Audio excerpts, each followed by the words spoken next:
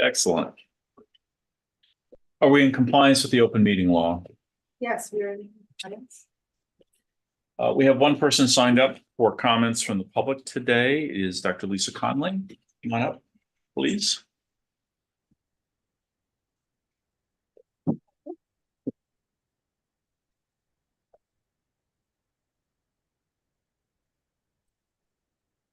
Good afternoon, Chairperson Foley, members of the MATC board, Dr. Martin, and others here today or viewing remotely. Congrats on another school year completed.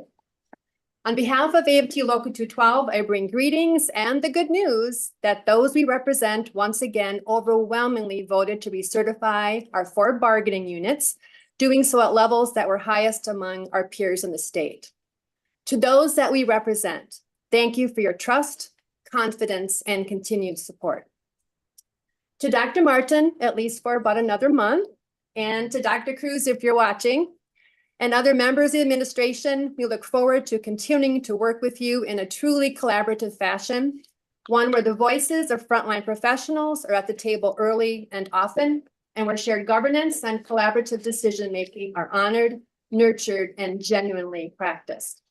This is crucial to ensure that MATC can deliver the high-quality educational experience that our students expect, need, and deserve, and upon which the community depends.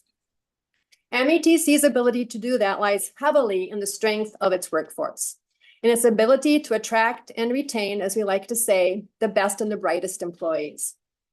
As those seeking to fill open positions this past year can attest, the erosion of pay competitiveness, full-time opportunities, working conditions, climate, and even morale are having a negative impact on MATC's ability to do just that. That's one reason why Local 212 is seeking a well-deserved base pay increase for those we represent in this year's bargain. Data provided in this month's HR report provide a stark reminder of the urgent need for MATC to address the above and to be more proactive in staffing succession planning if we are to remain competitive and to meet community and employer needs. As an example, the 28 or so faculty May separations, I believe 18 full-time, 10 part-time, 50%-ish through retirement, were more than 3 times higher than the May average from 2020 to 2023. Coupling these observations with employee headcount data provided in the May MATC dashboard and correcting for point in time, takes the dashboard's reported 1% decline in full-time faculty employees to a 2% decline. In contrast to all other employee groups listed who had staffing increases as compared to 2023. This is of concern as in addition to their teaching responsibilities, full-time faculty complete non-teaching duties that keep their departments, programs, and in many ways, the college, compliant, credentialed, and revenue generating, and are therefore key to fulfilling MATC's mission of delivering high-quality, affordable education. Of further concern, conversation undercurrents and budget review reveal that freezing or otherwise holding open full-time faculty positions is counted on as a means to balance budgets. However, I ask the board to consider that, 1, budgets are best estimate stories made to be modified. 2, less full-time faculty equals less experts to provide continuity and stability to programming and to do the work of educating students, which in turn brings in revenue. And 3, new employees often come in at lower salaries than those whom they replace. In short, full-time faculty are worth the investment. The same can also be said for all frontline employees who, with their students, are not just the face of the college, but also its soul. Right sizing, which, by the way, should be strictly defined, is one thing. But austerity for austerity's sake that blunts MATC's revenue generation and ability to meet our mission is a fool's errand. Our students and our community demand and deserve better. Thank you. Thank you, Dr. Conley, for addressing the board and sharing your concerns. The board will not be responding to any matter in adherence to the state of Wisconsin open meetings law which prevents a governmental body from discussing any specific item that was not publicly noticed on the agenda. Our next agenda item is approval of the minutes. We have 7 special board meeting minutes in the group. Could I have a motion to approve all of them, and we'll see if we need to pull any of them out? Director Baker? Yeah, Mr. Chair, I move approval of 3A through G. Thank you. Is there a second? Second. Thank you, Director Pence. Any discussion about, let's do A, B, or C? None. How about D, E, F, or G? All right, we have a motion by Director Baker, a second by Director Pence. Would all those in favor of approving the minutes indicate that by saying aye? Aye. Aye. Aye. Motion passes. Next is approval of the consent agenda items. Again, I would request a motion to approve them all, subject to comment and discussion. Is there a motion to approve the consent agenda items? I'll move to approve the consent agenda items. Thank you. Director Owen Moore. Is there a second? I'll second. Thank you, Director Pence. Is there any discussion about, let's say, the bills or the financial report?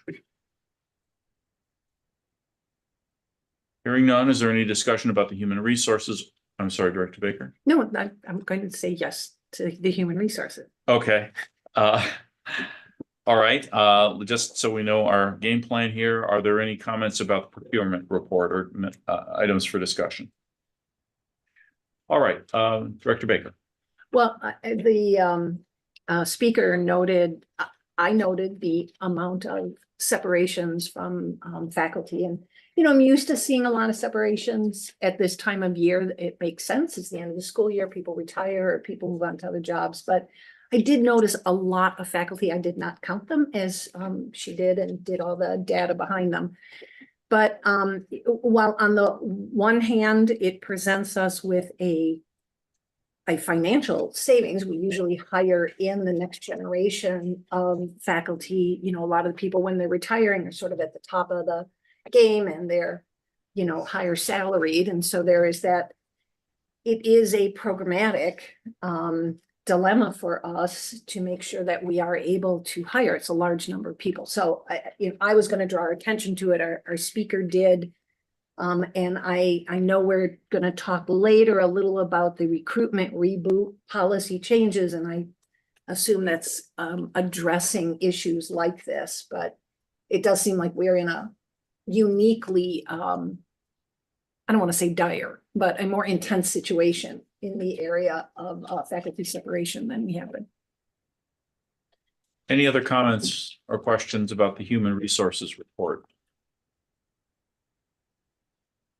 There being none, we have a motion by Director Owen Moore. We have a second by Director Pence. Would all those in favor of approving the consent agenda items indicate that by saying aye? Aye. Any opposed? Okay, the consent agenda items are approved. Next, item 5, board action items. May I have a motion for approval of resolution F0313-05-24, authorizing the sale of $1.5 million in general obligation promissory notes, series 2023-24L of Milwaukee Area Technical College District, Wisconsin. Is there a motion? Mr. Chair, I'll move resolution authorizing the sale. I think that was me. Director Baker has moved. Is there a second? Second. Director Mendieta Ramos. All right, Mr. Fisher, please come and tell us about today's auction. Good evening, everyone. It's good to see everyone. So went out for bids this morning, and I'll run through the results with you So in front of you, there's a presentation packet. So we went out for bid this morning at 9:30 a.m. and received 5 different bids, with the low bid by Huntington Securities at 3.762%. If you think about last sale compared to this sale, we received 4 bids compared to the 5, so it's pretty in line with what we were hoping to see. So that's always good to get genuine bids. The interest rate that we received on the last one versus this one, we received about a 3.5% on the last one. So rates have gone up a little bit over the last month. And, I think a lot of that has to do with the anticipation that what is the Fed going to do come at the end of the year, especially with the election going on. And there hasn't been any definitive signs for the Fed to make any cuts anytime soon. So because that's that thought process of potentially does rate cuts even happen this year? And that's kind of causing some anxiety in the marketplace. But still under 4% interest rate for the financing is good. And that's again because you're strong rated. So page 3, this is the L series of 23-24 in the amount of $1,500,000. This is going to close to June 12th of 2024. Maturity is June 1, 2025 to 28. First interest, December 1, 2024 is non-callable. We received the AA1 bond credit rating, so that's again firming what you've had in the past. It's good news. And 3.76, and Huntington was the winner. The next page, this is the detailed financing illustration. Left side of the page, that's your existing debt service payments on an annual basis. It drops off over time, basically paying down your debt. We've factored in the financings not only this fiscal year, but future fiscal years, kind of layering in that potential debt service. And we continue to be on track with what we've been planning for over the last year. So this is the last series of the fiscal year, and then we'll flip it over to begin the 24-25 project. I'll ask the question that always gets asked, and that is, are there any changes to the rating or the discussion of the ratings? No. Okay, any other questions about this bond offering, this bond sale rather? There being none, we have a motion by Director Baker and a second by Director Mendieta Ramos. Would you please call the roll? Director Burris, Excused. Director Case, Excused. Director Mendieta Ramos. Aye. Director Maura Kunde, Aye. Director Najib, Aye. Director Owen Moore, Aye. Director Pence, Aye. Director Baker, Aye. Director Fuller. Aye, thank you. The resolution passes.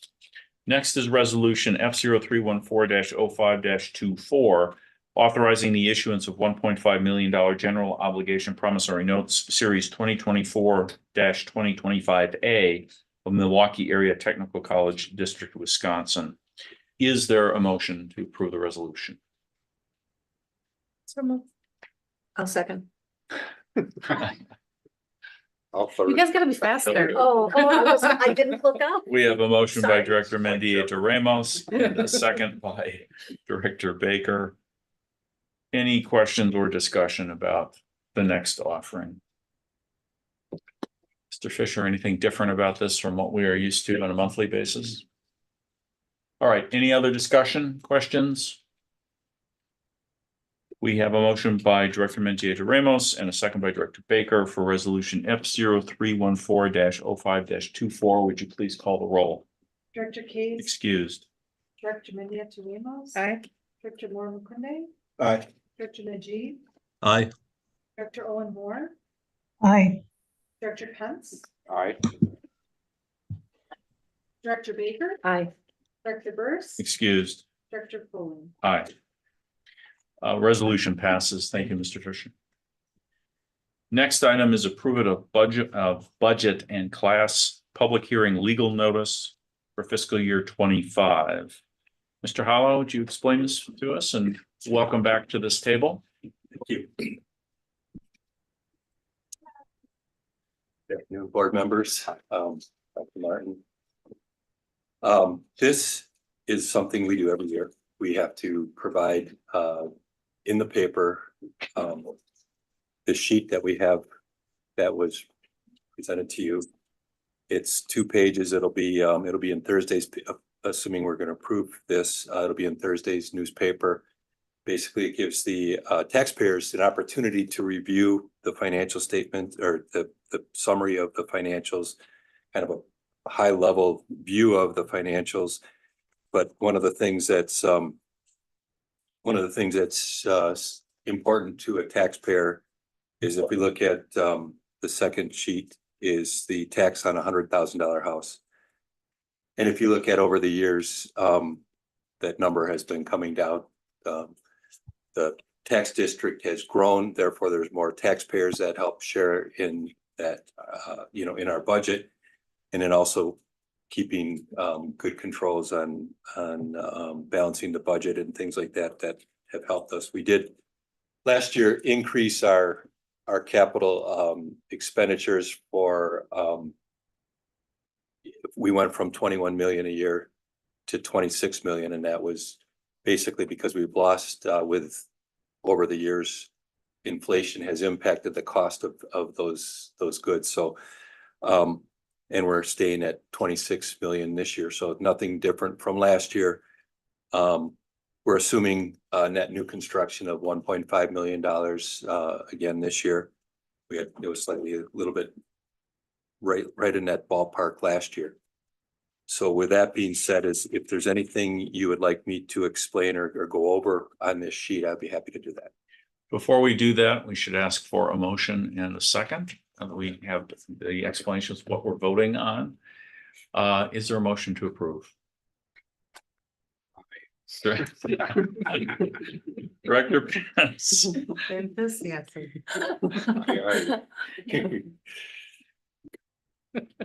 Did somebody make the motion? I think Director Pence made the motion and Director Mendieta Ramos has seconded it. Any further questions or discussion? What? Director Baker. No, go ahead, Director. I was gonna ask a question about our recent tax hikes, if you will, or not really tax hikes. I won't use the language I typically use, but when we talk about MPS or we talk about the new Brewer Stadium, we talk about taxes on $100,000 house. Is that impact listed here? And will there be future reports that give us that indication? This is the impact from MATC. It has no impact on any, we're showing the impact from MATC, nobody else. So it's isolated. We don't look at the bigger picture because all we can do is control our costs and be efficient with our requests. And so we don't put anything else in there other than no other school would put that in there. Like Milwaukee Public School, they would put theirs in, but they wouldn't include MATC or anything like that. So right. Hopefully that. So our lens doesn't take that into consideration. No. Okay. Thank you.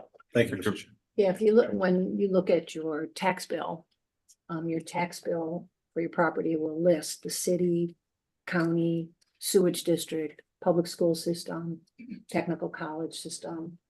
And then whatever credits there may be, a lottery or something. So it has in them all, they're each enumerated individually. The one other comment I just wanted to make on this was, this is also that we're posting the notice of our meeting on June 18th. Right. Yes. And this goes with the notice, but it's to let the public know that we'll be here listening.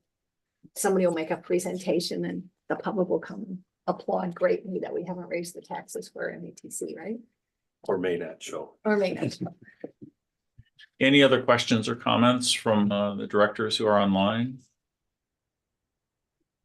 Anything else from those in the room? All right, we have a motion by Director Pence, a second by Director Mendieta Ramos.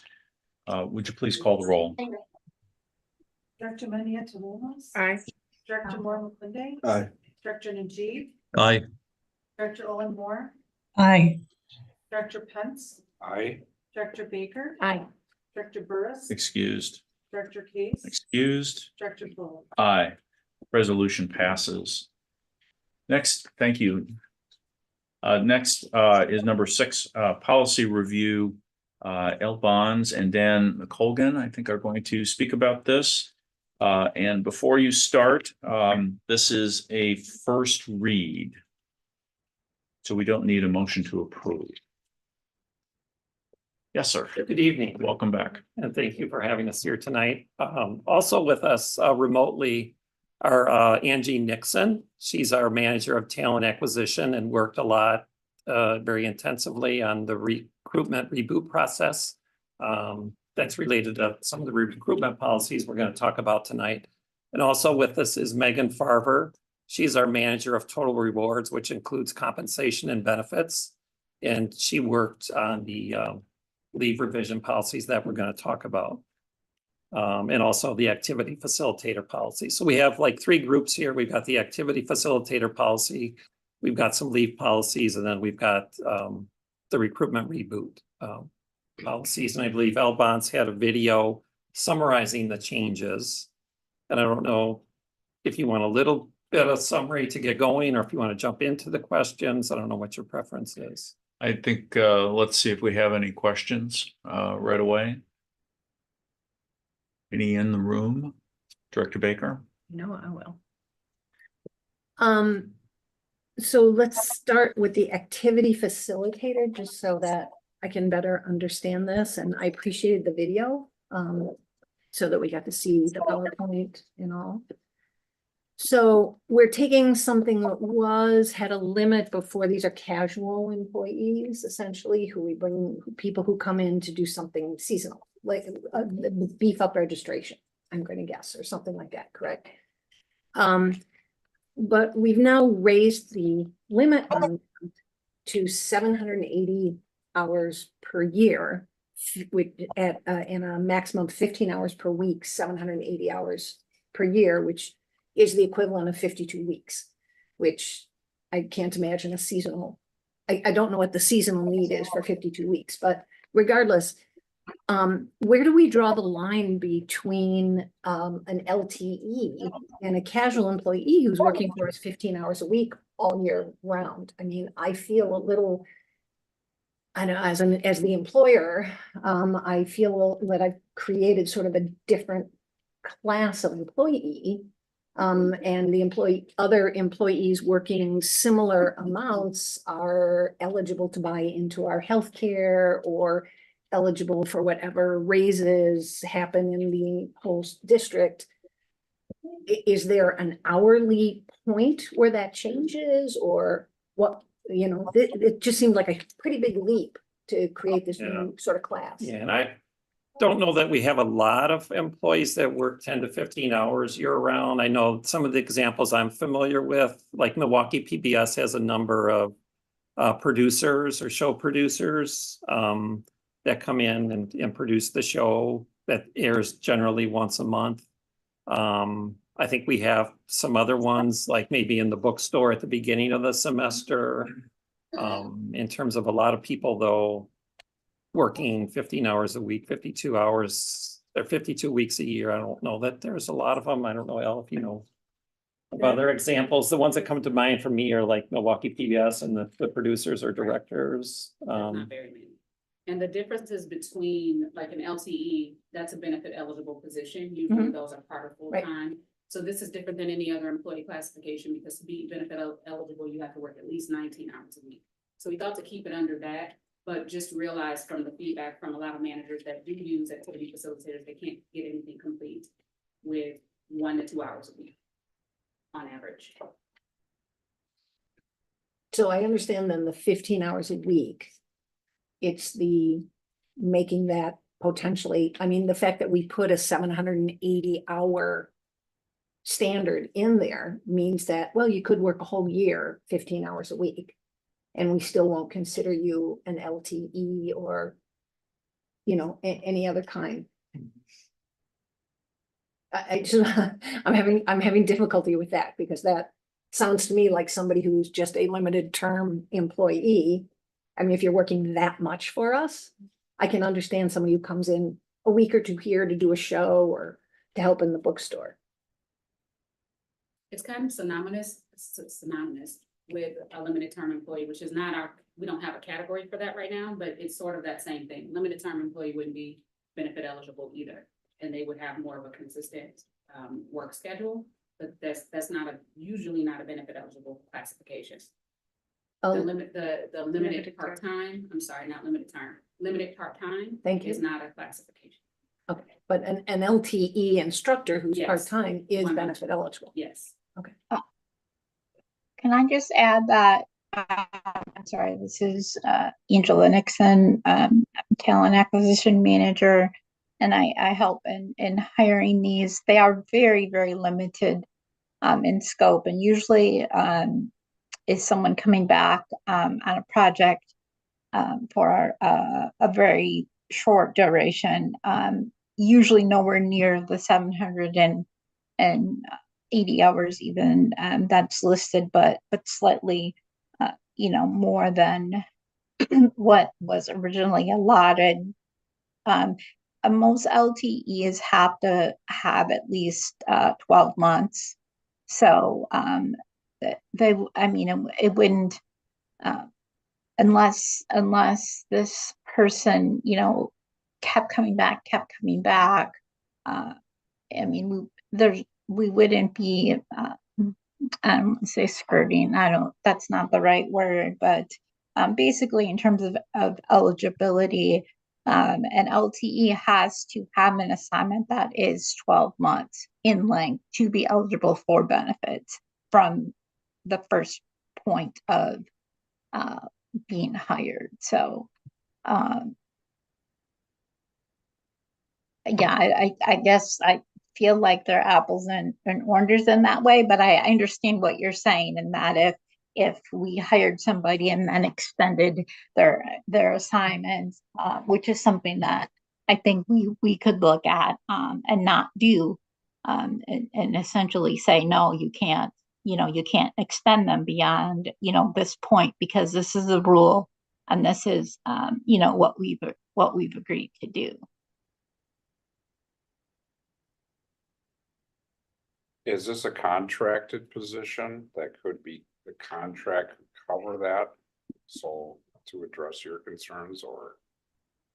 No, they would not meet the requirements as an independent contractor. So they would not be a contractor. They would be an employee. So they would be filling out some form of, we have what's called an activity facilitator timesheet. So they're tracking their time and they're submitting that into payroll to get paid, to get compensated.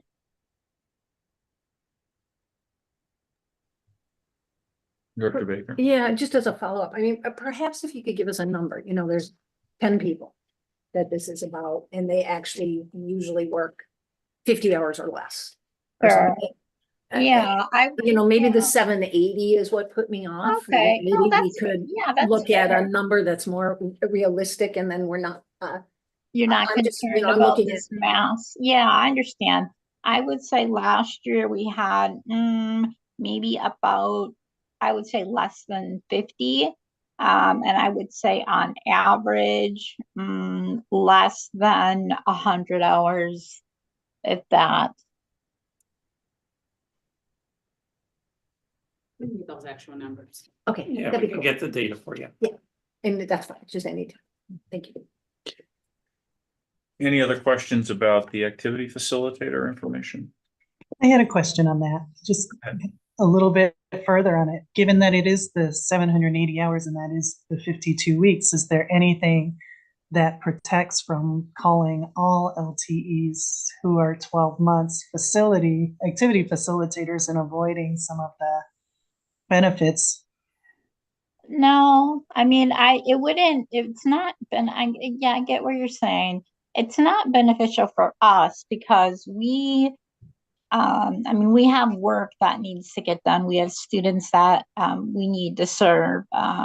So I don't think that, could there be someone nefarious? Here and there, perhaps, but because we see so few of them, I think I think for us, if we saw a rise or any type of increase in these, we would definitely be questioning that and asking them, is this really a position? And in fact, that is one of the questions that we do ask. Is this really a position? Or, is this something short-term that you are working on? Yeah, it'd just be nice to see some kind of language that protects from that, just so that as people try to find budget, ways Sure. of minimizing the budget, that they're not leaning into this as a strategy. I understand. I agree with that. Okay. What about on the medical and personal leave?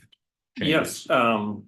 so in the medical leave, employees, if they're eligible for FMLA and have exhausted their leave, and they have a continued need to be off due to their medical condition, they have the ability to apply for a medical leave. And one of the gaps that we found when we were looking at the policy was basically there was no minimum hours requirement that somebody had worked. So we added, there must be a minimum number of hours worked, which is consistent with the same eligibility for FMLA.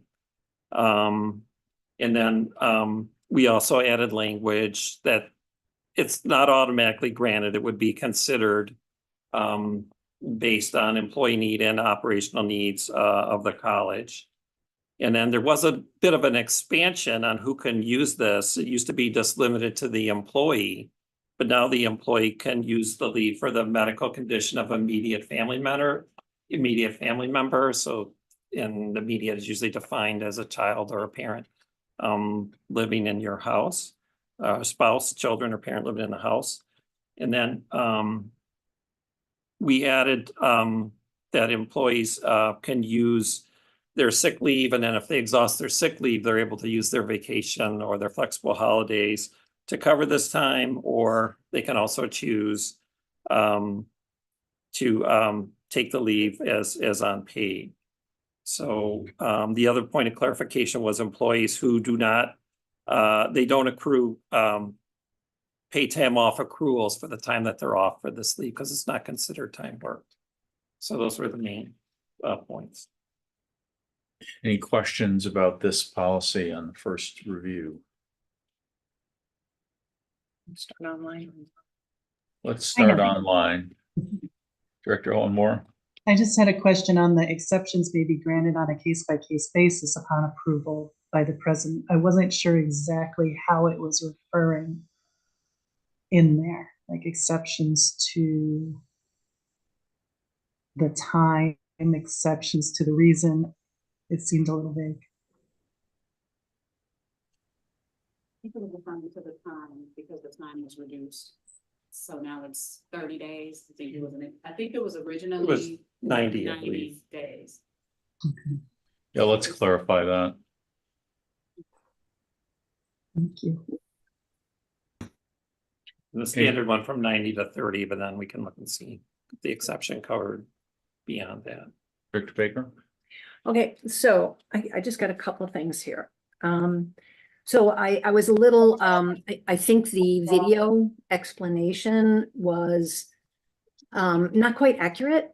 And I just want to make sure that this isn't how we describe it to employees or in the course of the committee that discusses this, because it was said that we were adjusting our medical leave because it was not in compliance with FMLA, because FMLA has a standard for time and our medical leave did not. So just to be clear, FMLA is a floor and not a ceiling.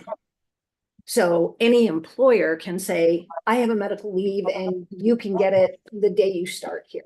I mean, that's up to the employer. So I do think that that explanation was given in terms that were not quite accurate. And I just want to make sure that that's not how our committee discussed it, because that would make people think you had to do this when it's a choice. And and it sounds like the committee chose to do that, and I respect that.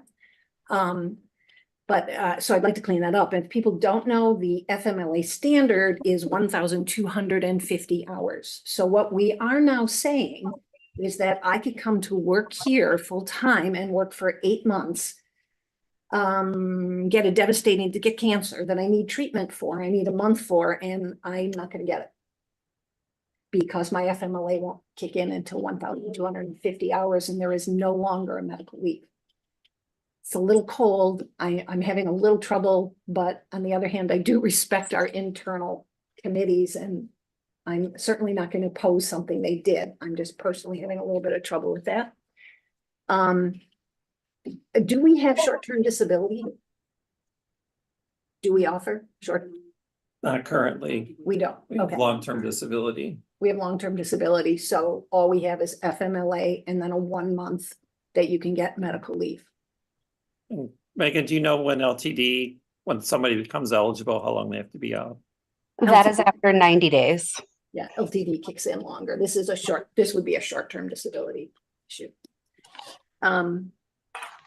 Okay, so I would just appreciate that, knowing that that explanation is clearer and make sure that the committee understood that. Any other questions or comments in the room? Once again, online, anything further? All right, let's go on to the recruitment reboot policy changes.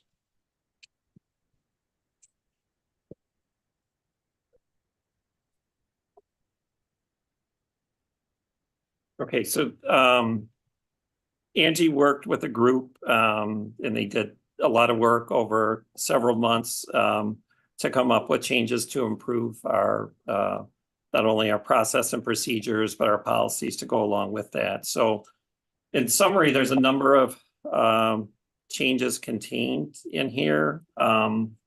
The first point is in terms of all vacancies being posted, it was made clear there are a few exceptions to that, you know, in terms of interim assignments, or if somebody is moving from one location to another and they're in the same title and they're the same department, there's an interdepartmental process they can use which honors seniority and longevity for those who are interested in moving. So that is clarified in there. And then we've had issues with applications and credentialing information not being attached. It's made clear in here if the applications don't have the required materials, then that person has the potential to be excluded from being considered for that position. And we reaffirm misrepresentations or falsification would remove somebody from consideration. If they're a current employee, they can be subject to discipline. We clarified a little bit if somebody doesn't have a computer, we would not only provide access, but we would provide assistance with the technology.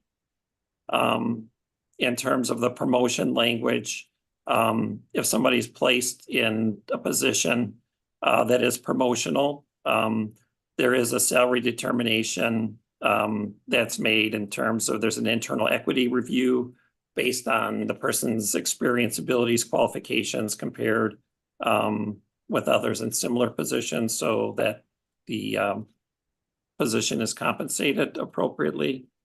There was some tweaking to the demotion language and that we would basically place the person where the smallest amount of decrease would result if they move demotionally to a different position. I talked about a little bit about some of the lateral transfer movement, and basically if it is lateral, essentially in most cases there's no change to base salary for lateral transfers. That was clarified in the policy. And then in terms of being eligible to transfer, it was made clear basically the conditions that must be met, and an employee must not have received discipline in the past 12 months and must have fully completed their application and submitted all the materials in terms of their background qualifications and credentials. And then in terms of some of the transfer language, if it's again a vacancy in the same title in the same department, that can be done through the internal interdepartmental process. If it is going to a different department and it's the same title, it would be a competitive process. And then there was some language clarification on applicants and who we would consider the top 3 non-probationary internal candidates. There's a good deal of language on internal transfer candidates. They must be in good standing. And I believe we define good standing as basically not having any discipline within the last 12 months and completed all the application requirements. And then some additional language, if somebody is promoted via the internal transfer process, they would be subject to a 6-month probationary period. Previously, that probationary period did not exist. So that's a quick review. I know there's a lot there, but that's what we have. Can you tell me in a nutshell at a high level whether or how any of this makes our recruiting efforts faster, better, easier, cheaper, more effective? I mean, there's a lot of language changes here, but what's the net effect on our ability to recruit? Yeah, and I think sometimes there's delays in the process, like if somebody submits an application and it's not clear if they meet the requirements, and maybe we have to dig for additional information. Sometimes there's a lot of back and forth. So I think it clarifies the expectation that you kind of need to submit the information, or you may not be considered. A lot of times with some of these title to title transfers within the same department, we have gone through the posting process and people have to submit applications even though it's the same department. And I think that would be expedited by just being able to canvass within the department and move the senior qualified person, especially in a title to title situation. So that, you know, those are some things that jump to my mind. I don't know, Angie, was there some additional examples you wanted to share as well in terms of reducing bottlenecks and improving time and efficiency and accuracy? Yeah, there's the title. The title is huge. I've had people move, 3-4 times in, months. And then we're filling the next vacancy, the next vacancy, the next vacancy, until we ultimately get to the vacancy where there is a vacancy, where then we need to hire someone, who ultimately will come from the outside of the department. We've also had a lot of, and aside from, the transfer, the transfer situation is one thing, but also just the transfer situation in a non-lateral situation, where, really in both. So lateral situation, meaning I'm an admin assistant and I'm going to another admin assistant. That's fine. You've maybe decided that the role that you've taken within that particular area didn't work out. But I've had people go from one department to another department to another department, and they're not really, it's a disservice to the process. And they haven't really, in my estimate, unless something, egregious has happened, they haven't really given an opportunity to really give it a try. So to at least say, wait 6 months, okay, it didn't work out, go ahead and apply. Now you're eligible. You're not losing any rights. You still have the ability to now transfer, but you've at least given some effort, I think will be huge for us. I'd say I spend, my team spends a good 20% of their time in recruiting on things like, on situations like this with internal transfers and missing paperwork and all those kinds of things. I would add that there's also savings in ad costs, because a lot of our positions in the past would have to be posted multiple times. Either it would take too long to recruit, candidates would drop out, and then we're having to go back to those companies, repost and get charged those additional fees, which can be upwards from 400 and up for every time we have to do that.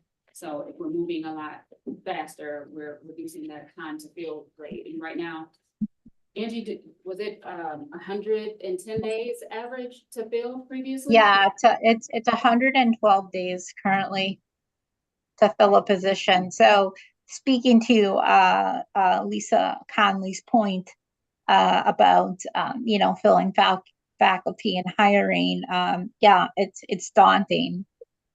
Just getting through the process. So going back to what you have in front of you does not include the procedures that are going to be added to this process to make things go a lot faster, because they don't come through this committee for approval. But there are some procedures that we have as well that eliminates certain pieces of the process that were in place before that was creating a lot of delays and bottlenecks. There is some language as well for part-timers to be able to move through this interdepartmental transfer policy. So if I'm a part-time financial aid specialist and there's a full-time vacancy, I can put my name in that way, and the potential for me to move into that position without going through a whole formal hiring process, that potential exists to be able to transition to the full-time position without going through that process. Any other questions from the board members in the room? Director Moore. Thank you, Mr. Chairman. Speaking about promotion, and a non-exempt employee who is promoted shall be placed on a higher classification. Is there any, I guess, unspoken expectation that a salary increase will take place if a promotion happens, or they're looking at the promotion and looking at the salary increase? Because it says may be eligible, but is that, how often does that not coincide? It happens all the time now, but we've had some, I would say, some disparities that have occurred because of the requirement of an increase every time. So I'll give you an example. If we have someone who is already outside of the maximum of their pay range, and they go to a higher level position and they're still outside of the maximum of even that pay range, right now we would still be required to give them another 5%, further exacerbating the issue, right? So we're trying to get back to pay equity. We're trying to make sure that there's pay parity. We've done all of that work, and we continue to base build increases for this individual that's already outside of the max. So that's why the term may is there, so that there's not this automatic increase, but that we're looking at pay parity every time. So if I could follow up, is there any instance in which someone who's not outside of that max would still not be increased? No. Okay. Director Baker? Yeah, in the video, you talked about if a hiring committee couldn't come to a decision, that the hiring manager would then just be able to make a decision. Can we see that language? Because that was not part of the language that we did see. Could we see that? That's the procedure language from the faculty opinion. Okay, yeah, that'd be great. Thank you. I just wanted to get a sense of that, because that's another one of those pieces that, you want to make sure that there's some protections in there so that it doesn't circumvent our process or, become sort of something that someone could come after us for in the hiring process and say, oh, you did favoritism or something like that. Thank you. Anyone else in the room? Director Pence? Just for the mechanics of this, how often is this reviewed? And we as a board vote on this, is that what I'm getting? Yes. Okay. So most of the language that's in the current hiring, promotion, transfer policy and employment application policy, a lot of it was in the original handbook in 2015. There's been a few minor iterations, but in terms of a full, complete review, this is the first one in a long time. Is there a schedule for reviewing these policies? I think we're trying to get on a cycle where we get to all the policies in the employee handbook and the faculty appendix at least maybe once every 3 years. And I think that may be an HLC standard we're trying to hit. Okay, and what are we doing to get on that track? Or We're are we making waiting it to decide a that? priority to try and get through a number of them. I know the faculty appendix did a lot of work this year. And kudos to Lisa and the others, managers and other local 212 folks on that committee. And kind of, just kind of developing the spreadsheet and identifying which ones we're going to try and get to this year. And then we're going to hopefully replicate that with the employee handbook part of it as well. Okay, I'd like to see that schedule as it's developed. Doesn't have to be, I don't know when you're doing this, it doesn't have to be at the or before the next meeting, but sometime between now and say the end of August, I'd like to know what that schedule is going to be and how we've determined what's going to be in each of the 1-year tranches. So I have a sense of what that is going to require in terms of board effort, and maybe find some ways to reduce the burden. I'm not sure what those will be yet, but let's start with what do we have to do and when do we have to do it? And we'll see what suggestions we may have about that. Are there any other comments from the directors online or questions? Yeah, I have the video for the employee handbook, but how can I access the employee handbook physically, the whole thing?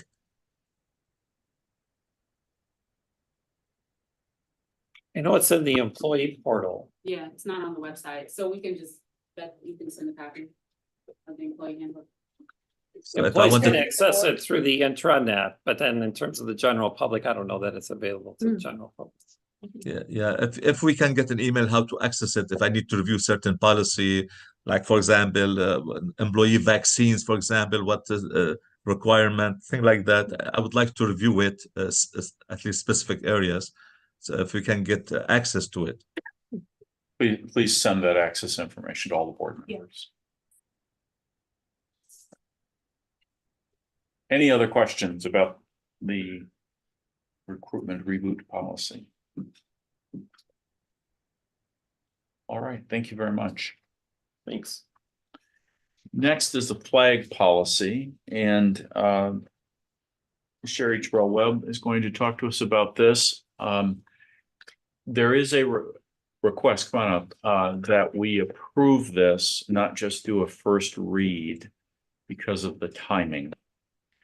That is, this could affect something that we do or do not do in June. So let's hear about the policy and what the timing issue is, please. Sure. Thanks, Board Chair. I would like to begin by saying that this policy was brought forward by Sarah Cappert and Peter Kuto, who I believe might be in the audience. You want to come up and join me?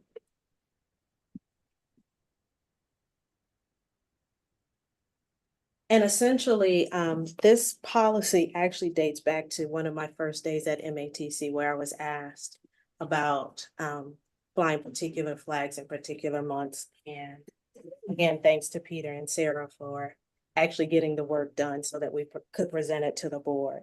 This is a policy that will allow us to display flags. It specifically mentions the United States flag, the state flag of Wisconsin, and it will make sure that when flying flags are in compliance with state statute, which requires that flags flown on flagpoles by government entities be manufactured in the United States. There are a couple exceptions noted. Particularly, we're looking at flying, for example, flags to commemorate Pride Month, flags to commemorate Juneteenth. And those particular flags, this policy allows us to fly a flag if there has been a governmental resolution saying that, for example, Governor Evers has declared that this flag will be flown in this month, and then we are able to fly it. We're looking at the city of Milwaukee, the city of Oak Creek, the city of West Allis, the city of Mequon, the county of Ozaukee, the county of Milwaukee, or the state of Wisconsin. So any resolutions coming through that area, if someone within the college asks, well, can we fly X flag? And there is a resolution by essentially one of our community partners, then we will be able to, through this policy, fly that flag. And governor's proclamations as well. Yes. Any questions about this? We'll start with the directors online. Actually, before we do that, since we're being asked to approve this, let's see if there is a motion to approve this on the first read. So Is there a second? Second. Right, we have a motion by Director Moore Omakundi and a second by Director Pence. I have a question, Mr. Chair. Yes, sir. Would we be subject to any timelines of government entities? So, let's say if there was a flag being flown and it was determined that a government entity was only going to fly it for so long and we wanted to go longer, would we be subject to the timeline of the government entity itself? Let's say the mayor of Milwaukee said, we're only going to fly this flag for a week, but MATC wants to do it for 2 weeks. Would we be bound by that 1 week time? Our only time limitation within this policy is that no flag may be flown more than 30 days. Okay. Right. Okay, thank you, Mr. Chairman. Anyone else in the room? Any of the directors online?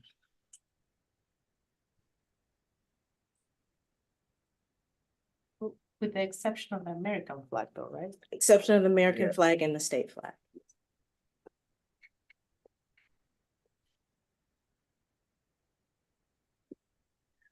All right, so we have a motion by Director Moore Omakundi and a second by Director Pence. I'm sorry, was it Director Pence who seconded Yes. that? And this would be. Yeah, so we have to do this right away because there's a flag we Oh. want to fly. Yes, that's the part that's still 2 missing. flags we want to fly. Okay. So, first, thank you, members of the board, Dr. Martin, for having me here and speak for this policy. Yes, the policy aims to establish those procedures. And I'm sorry, can you repeat the question? I got a little. Why do we need to do this right now? Right now, Instead of on the Yeah, usual so 2-month cycle? Yes, June is coming up, which is Pride Month. We would like to propose that we fly the Pride flag starting in June, possibly. We have to submit the request to the committee once we met. And we can make a decision if that's possible or not. And also Juneteenth flag. In the Juneteenth. Okay. I got it. Can they be flown simultaneously or do we have to pick one? Or is it like one at one time and then one at another? No, they can be flown simultaneously as long as they follow the order that's set forth in the statute, which is United States, then the state flag. And then if MATC had a flag, the MATC flag, and then any other flags that you choose to fly. Okay, thank you. Thank you. Any other questions or comments in the room? Online? I will just Right. say that I appreciate you getting that done in time for Friday. So we have a motion by Director Moore Omakundi with a second by Director Pence, and this would be for approval of the policy. We do not need a roll call for this. So all those in favor, please indicate that by saying aye. All right. Aye. Aye. Any opposed? The policy is adopted. Thank you. Thank you. Next, our monthly reports.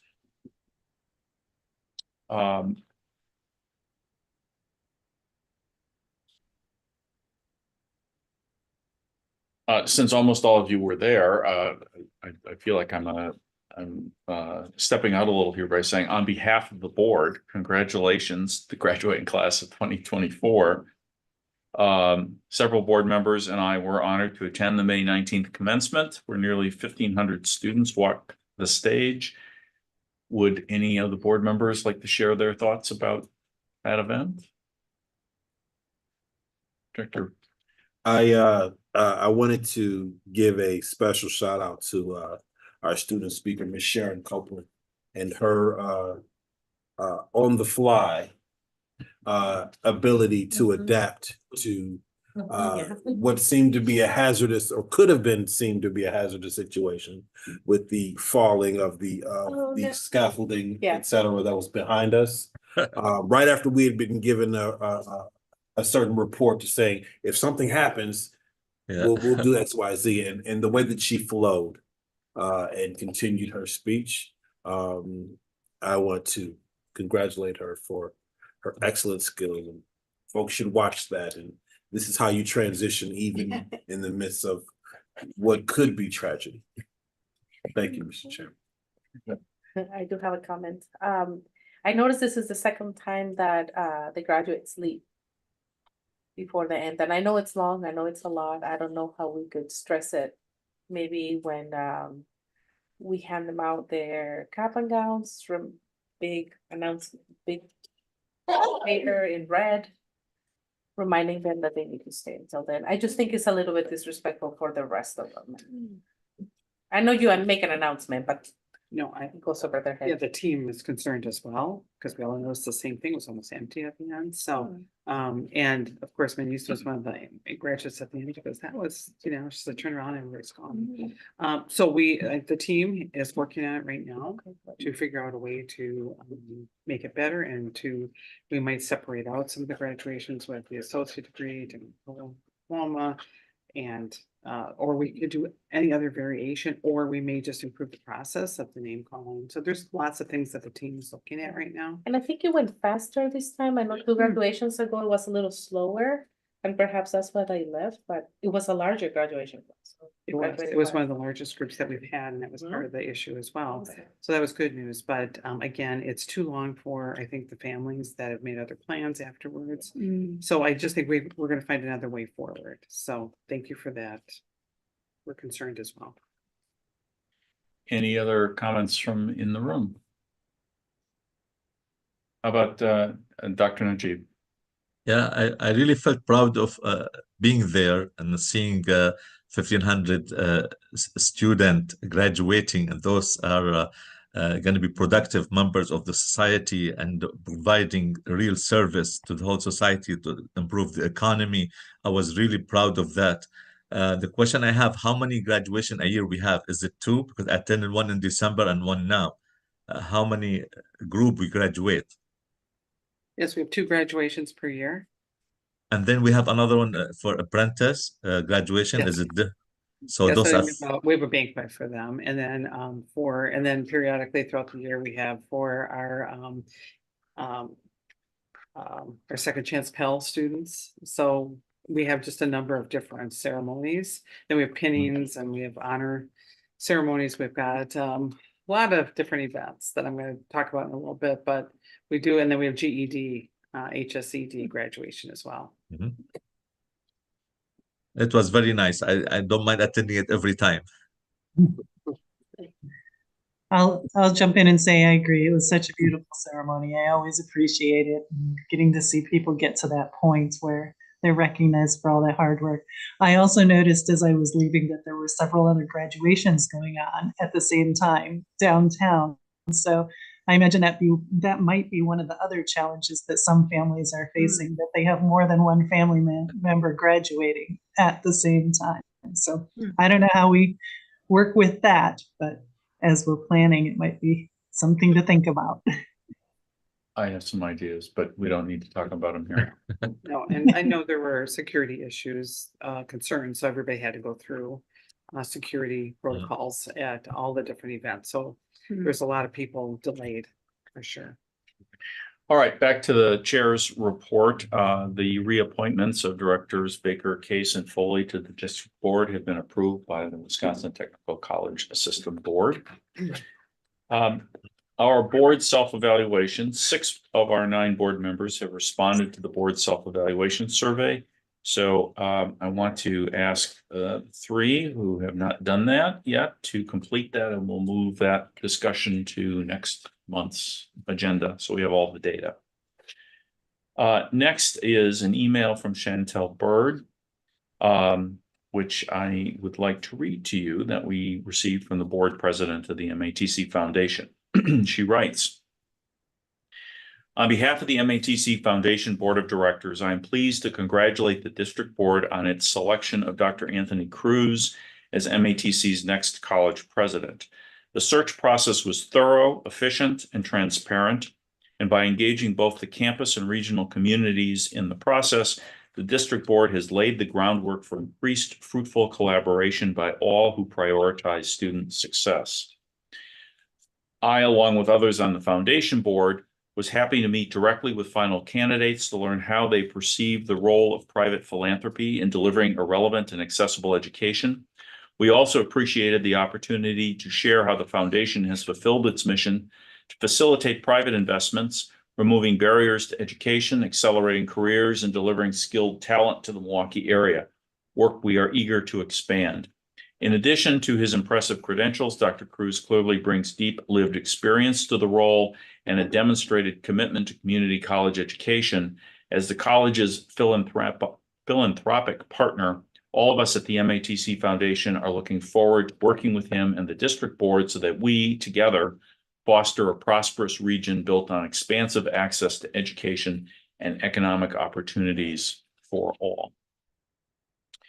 That leads me to one very brief comment, which is not officially in the report, but one of the things we talked about doing when we started down the process of searching for a new president is we said we were going to document this process for posterity, and I'm going to be asking for board volunteers to participate in that. And we'll figure out first who's going to collect materials and then decide what we're going to keep and how we're going to keep it.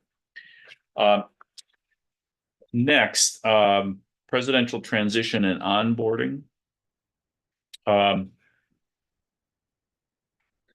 Knowing of Dr. Cruz's commitment to his current role as the president of the Kendall campus of Miami-Dade College, we've begun only preliminary discussions on the onboarding and outreach process at this time. The onboarding process for Dr. Cruz will include meeting with college stakeholders and community partners, as well as attending events for him to get to know the district we serve. At this time, I asked that board members send information on Milwaukee area community events and also the names of individuals or organizations that should be invited to welcome events. Please send these specials by our next board meeting. I will continue to update you on the transition. Obviously, we're trying to balance his need to find his office with his need to meet everyone in the community. And there are some complications simply because of the fact that his first day is in the middle of the Republican National Convention. So we're trying to figure out where he's going to office for a week or two and for him to set his priorities and what he needs to do first. He's been through this process multiple times before, so I think we can leave the decisions to him and just work it out as he expresses his desires, continues to express his excitement about coming here. That's all for the chairperson's report. Dr. Martin, president's report, please. Okay, well, good evening, Chair Foley, board members, faculty, staff, community members. First of all, I brought a book with me called Sharing Our World. It's the 5th edition. It's a great compendium of stories, poems, drawings that have been compiled by the ESL faculty. And over 200 students have put together their stories and poems. And if you want a copy, let me know. Every day I just pick it up and read one story. It's so good. It's just excellent. So thank you for all the faculty and staff who supported students on their amazing journey. This college had the pleasure of hosting Dr. Morna Foy, who's the president of our Wisconsin Technical College System, at our downtown campus here at the El Hervis Peak Transportation Center. I think they made her change a tire. They didn't make her, she wanted to. She was pretty excited about doing that. She met several Shakota scholars. She met with the Stormer athletes. She kept insisting that she could make a basket and defend, and so they really tested her. She played with one of our basketball members, Shelton Williams Stryden, the first MATC player named to the National Junior College Athletic Association Division II All-American First Team.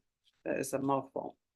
But thanks to the manufacturing, construction, and transportation pathway and Dean Becky Alsop, as well as all of her staff and faculty, were just really great. The students were excited to meet with the system president, and to Randy Casey for all their work on making this a very successful tour of excellence for Dr. Foy as she prepares for retirement. On May 2nd, the Create Pathway held a student showcase to celebrate the portfolio work of students in all 12 of their programs in the Creative Arts, Media, and Design pathway. This event is really a combination of events. We used to have a 5-star event with a lot of food and wine. And then the other one was our portfolio night. So they put them together and invited the public to attend, as well as faculty and staff who are here. I want to thank all the faculty and staff who prepared unbelievable food, great presentations. Students did amazing work there. It really shows the talent of that particular program. On May 6th, we launched our first in a series of generative artificial intelligence events, co-sponsored by MATC and UW-Milwaukee. And this is really designated for underserved communities to help grow the AI economy in this region. We had over 45 leaders and members of the Mayor's Office, County Executive's Office, Employment Milwaukee, and Wisconsin Community Services attending this free training. We're going to make it much bigger. It was good to have that group on campus to talk about what the future plan should be. They gave us great ideas on how to make sure that we can proliferate this and have a lot more in our community around AI. We also had training and some emergency response. Public safety does this periodically. We do all kinds of tabletop exercises. This time we did civil unrest, given all the things going on nationally and locally at our colleges and universities. So we were able to go through our college policies and procedures regarding civil discourse and to practice staff and resource mobilization. We're going to have to do a lot more work on that as we continue, because as you see, the landscape keeps changing. This time of year, besides graduation, there's other events that I alluded to earlier. We were joined by the Wisconsin Department of Corrections Deputy Jared Hoy during the graduation ceremony of our Second Chance Pell Welding students. There were 8 of them, and they were pretty happy to have gotten the experience and the credential that will help them to make sure that they don't go back to being incarcerated. And again, we are proud to be the first Wisconsin college and one of the few in the nation of 2-year schools to do the Second Chance Pell. Dr. Sadiq Hazaku is here, and he has really spearheaded and led this effort. He's considered a national and a state expert in this, and so we're really grateful that he has led this.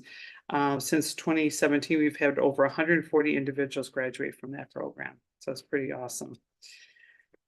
Also, on May 20th, the college and 5 of its community-based partners graduated more than 280 GED and HSED graduates over in Cooley Auditorium, which is always a great event if you haven't attended that.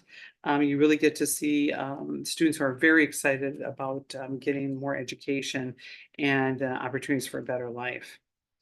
And then our annual apprenticeship banquet was held at the Bucyrus Erie Museum on May 22nd, where we recognized graduates from 21 apprenticeship programs. Thanks to David Stewart for his work with our apprenticeship programs. I was joined by Directors Baker, Foley, and Pence, who may want to share a few comments about the apprenticeship banquet. Or not. It was very rewarding. I enjoyed the venue, the Bucyrus Erie Club and the museum is really interesting. So it was really fun and rewarding to see others in the trades. So. Director Baker. The same. I always enjoy that event. I was happy to be at it again, and I I'd like to boast that you had 2 board members there who both have served apprenticeships and are Journey people. So it was a very proud moment. I'll second all of that and just say that because I worked for Bucyrus Erie in my first job out of college, that it was walk down memory lane for me. And actually, at least one of the items I have on display in the museum is something that I worked on back in 1975 or 6. But the main event was the appreciation of the apprenticeships. And one of the things I love about going to the end of year celebrations and handouts of diplomas and what have you is the enthusiasm, not only of the students, but their families is always amazing. And that was true there. Thank you. That concludes my report. Thank you. Just one thing, I might have missed it, but the new like combo portfolio night and can we make sure the board gets invited? Did I miss it? It was the night that we decided the president was May 2nd. Oh, So. okay, well, we're not gonna do that next year. So make sure we get, cause I mean, I have. Yeah, we won't be good with that. God, please, please. But seriously, I have like the best I would memory love of being there. doing those events in the past, and yes, so make sure we know about it. Thanks. Next is the legislative matters report. Laura Bray, please. Just a couple of quick things. There's two items. One is that there was a release of funding for the oral healthcare workforce initiative that we've talked about for some time. We knew it was approved and now the funding is in place. So it's about $1.6 million, and that will be used to expand our dental hygienist program by expanding capacity. So currently the program has 130 students waiting for 24 seats. And this allows another 6 additional students to be able to be served. So it's great to have expansion of that program. And there was an investment throughout the entire state in oral health care. The other item that Ramey wanted to make sure that I made you aware of is that the Joint Audit Committee met and they voted to proceed with an audit of state agencies' DEI activities. So in November of 2019, the governor signed an executive order that related to diversity, equity, inclusion in state government. And essentially this is to audit the activities since that time.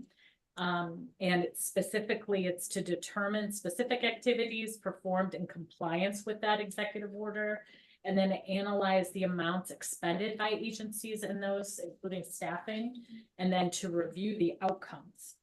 It's going to be both cabinet level agencies, but also Department of Justice, Department of Public Instruction, the UW system, and the Wisconsin Technical College system, the State of Wisconsin Investment Board, and the Department of Employee Trust Fund. So it's really very comprehensive.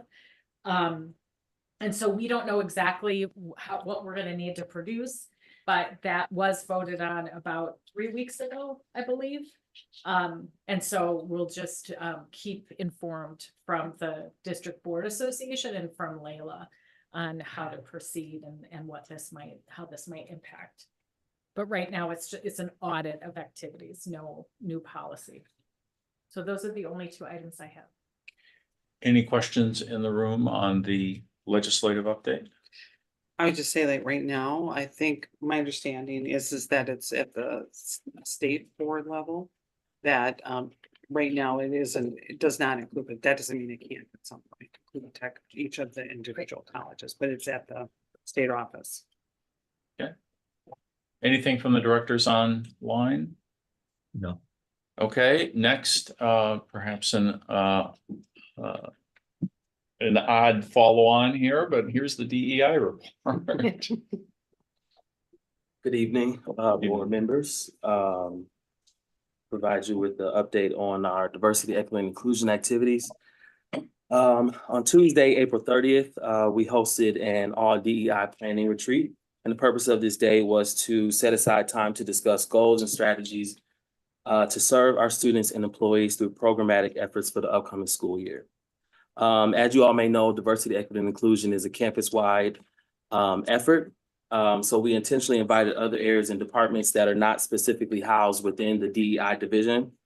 We had representation from institutional research, marketing and event planning, student life, members of the DEI Council, and many representatives from our employee affinity groups. After this planning meeting, we currently have 36 potential programs on the calendar for the 24-25 school year. And plan to facilitate many follow-up conversations to ensure that these events are positioned for success to serve our students and employees here at MATC. As a follow-up, we will spend more time in the month of July to further discuss some of these events and to plan for the fall semester, and to execute any further planning.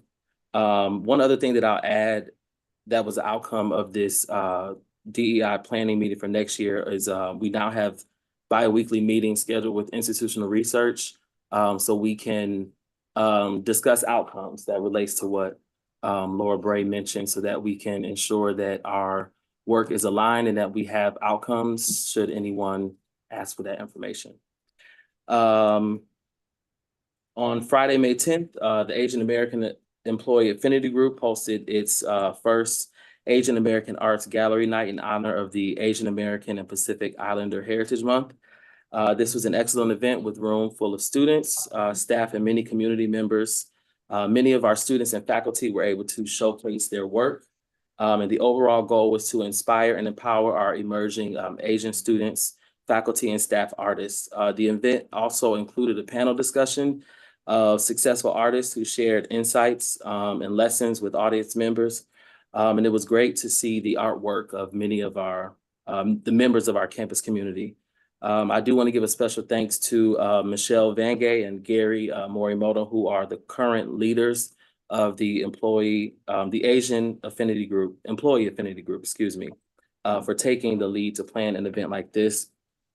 My last update is we hosted 2 graduation events to celebrate our students. On May 15th, the Multicultural Services Department hosted their graduation celebration. It gave an opportunity for students to stop by to enjoy food and play games, to recognize their hard work and to celebrate their accomplishments.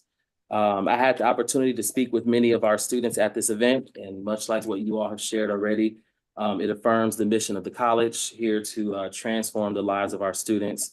And one of the things that was great to hear from a lot of our students is how they were able to balance a lot of their priorities as parents and entrepreneurs amidst balancing their schoolwork to make it to graduation.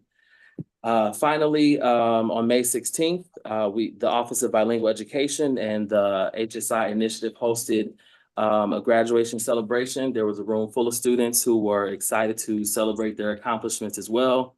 At the end, we gave students the opportunity to share about their journey here at MATC. And many students attested to the great instructors and staff that have helped them along the way, and noted that MATC has played a big role in changing and transforming their lives. That concludes my report. Thank you. Any questions from the directors in the room? How about the directors online? All right, thank you very much, Mike. Quick question, Mr. Chairman, sorry. Sure. How do you imagine that this board can be more supportive of the work that you're doing? I know you spoke about the bi-weekly meetings that you are beginning to have. Is there anything that we can do in light of some of the political atmosphere around DEI? Is there anything in particular specifically that we can do to support the work that you're doing? That's a good question. You know, I would say just from my experience at other 2 institutions I've been at and working with boards specifically, I would say the main thing is really just being informed about what's taking place on campus. And that's really my goal with these reports, is to provide you all with what we're doing on campus. So if you all have any questions or have any insight or feedback for us as we work on these DI initiatives, I mean, that's really the only thing that's coming to mind right now, but I can certainly give some more thought to that question on how you all can support it. Please do.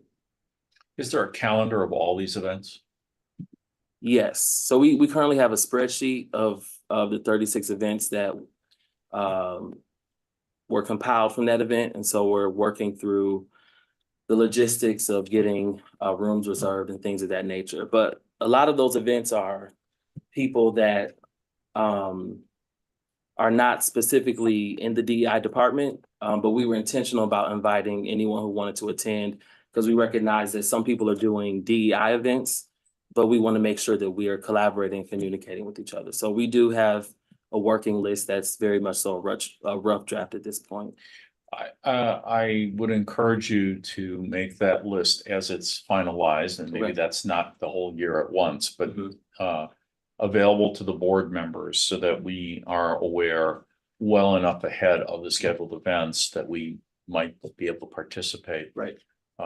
That's an awful lot of them for us to keep track of on our own. Right. So if anything you could do to make that possible would be beneficial. And that was the point of the event as well, so that we can have like a multicultural calendar event, so people can know when these things are happening and come and support if their schedule allows. So we'll provide that for you. Anything else in the room? Online? Thank you again. Thank you.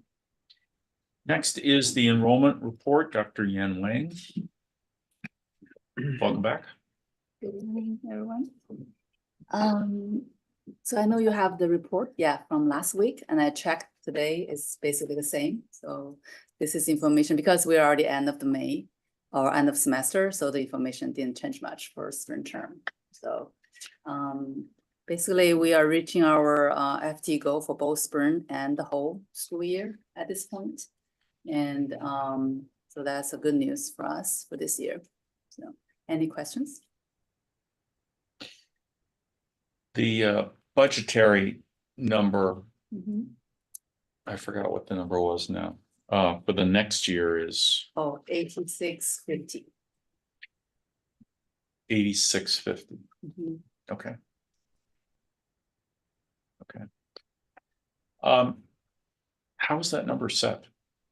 Oh, actually, Tony and I and Phil has another presentation on ICM. We will talk about that. Okay. Yeah. Mhm. All right. Any questions in the room on the enrollment report?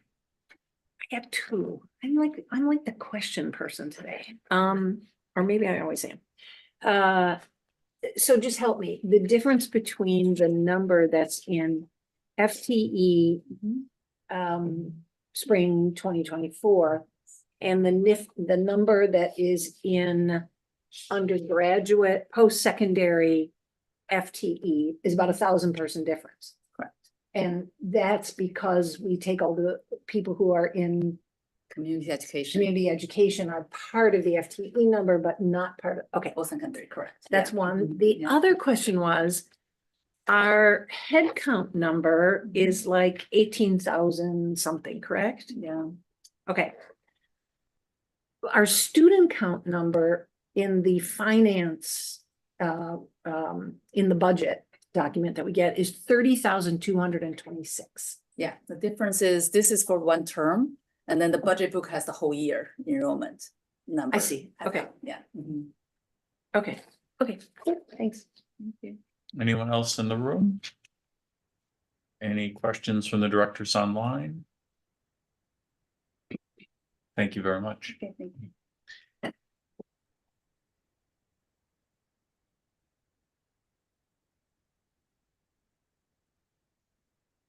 So Debbie Hamlet was called away and it is not here to make a report in person for Milwaukee PBS.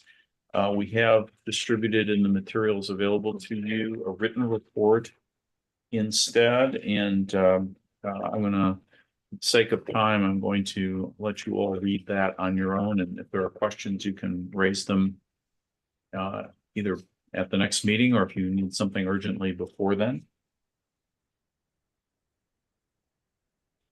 Perhaps we should read the special thanks to board member Gail Pence for making an introduction of Debbie Hamlet to Dale Kuyenga, the Milwaukee Area Chamber. Dale had some great ideas for potential panelists in support of the manufacturing town hall to be held at MATC on October 3rd. The program will be hosted by Portia Young and is in collaboration with the Journal Sentinel. And there also are still some efforts to have a town hall here in Milwaukee with PBS America to Crossroads. I don't know if you've seen this. This is Judy Woodruff, who was the anchor of the News Hour for many, many years, is traveling around the country, talking to people directly and reports periodically back on public television. Next item on the agenda is the advisory audit report. Again, Director Case would normally give this report, but she is off getting married.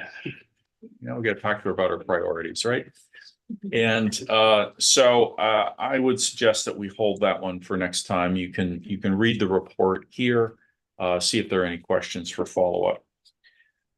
Finally is the other post-employment benefit OPEB and FCC trust report. Again, those are provided at your seat. And I don't think there's anything we need to look at in greater depth today. Take a look at them before the next board meeting, please, to see if you have any questions. Next agenda item number 8 is board monitoring. Mr. Hollow, if you'll come back and talk to us about the fiscal year 2024-25 preliminary activity plan and budget. Again, the activity plan and budget book was part of, I don't believe there was a printout. I believe that was online. It's a fairly large document, but it's very high level at this point because we have our budget information in there, and anything that needs to be changed as a result of anything that happens between now and October, which typically is we get from the Wisconsin Department of Revenue, we get our information on net new construction. We get our new, the amount of revenue that they firm up the revenue that we're going to receive. If there's any changes to anything with our budget as a result of negotiations that we're currently going through, those will be adjusted. The bottom line is that the budget is balanced, and more information will be put in the final draft, or not the final draft, but the final budget book. More detail will be included in the final budget book that will be at the June board meeting. And as I mentioned, every year we make adjustments as a result of the audit and as a result of many other things that happened economically that impact the budget. And any changes, the board has the opportunity to vote to understand those changes, and also to vote and approve or not approve. Typically they've always been approved. So I'm just asking this right now if there would be any questions with regard to the very limited draft budget book that we have presented. Any questions in the room? Any questions online? Director Baker? Just one, and I should know this, but capital projects is dramatically more for next year. I mean, percentage wise, it's not a huge part of our budget. And that's because of, is there anybody in the room? And I don't want to put you on. I think I can answer that. Okay. So the projects, what happened is, and I did ask Chris Johnson, who was here, I believe, last month, and he actually gave me a list because of things that have occurred where the number is bigger next year because we have a carryover from this current fiscal year, but there were things that were not completed as a result of, and he gave me a list, and we can have him talk to those at the June board meeting if you'd like to understand exactly what those are. Right, and we do have the preliminary capital equipment budget. Yes. Is the next item. So I know it lists a bunch of things, but that would explain it. So there was carryover of things that didn't get completed. It was just kind of a big jump in one year, and it's the largest that I've seen. okay, not just me. Yes, so so it is a big number, and we will, make sure that those things, the next person who sits in this chair will help move that forward. So that we do, there is a process throughout the year where we do check on the capital equipment. We have a new person with capital equipment, and we also have Chris has been in his role, not as a director, but he's been in that role. So there's a lot of things that projects that were moved, and I know last month you voted to reprioritize some funding. So now that he got the approval, now things are going to move forward with that. Typically, a lot of the construction work is done during the summer. when the students aren't here, if it's done in student spaces. Thank you. You're welcome. Any other questions in the room or online?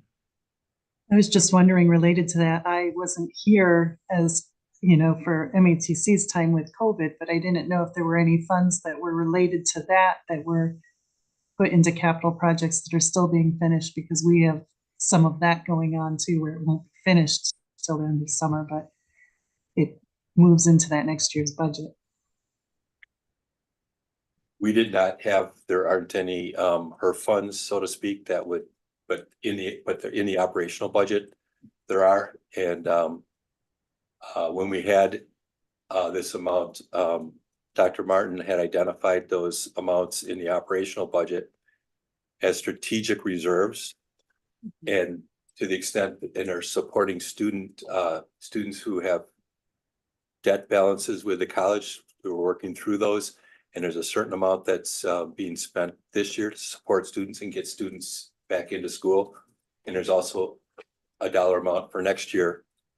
And then the funds will be all used up, to your point about the HERP funds, special strategic reserves that we identified.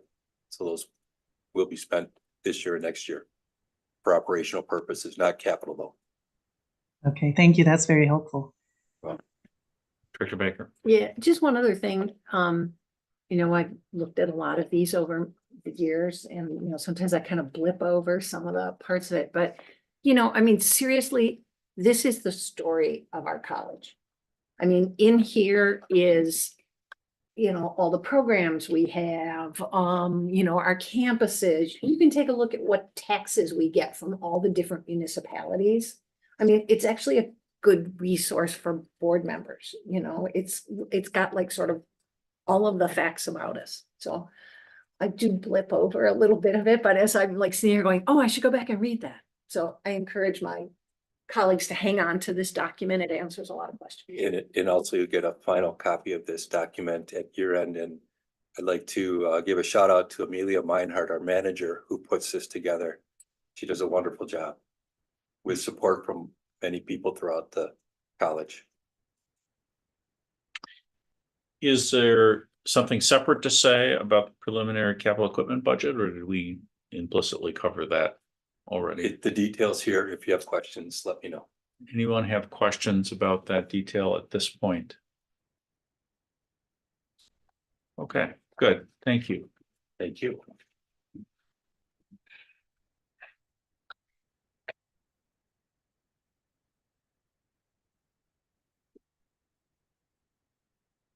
All right, so Dr. King, strategic enrollment plan, and Tony Olivia.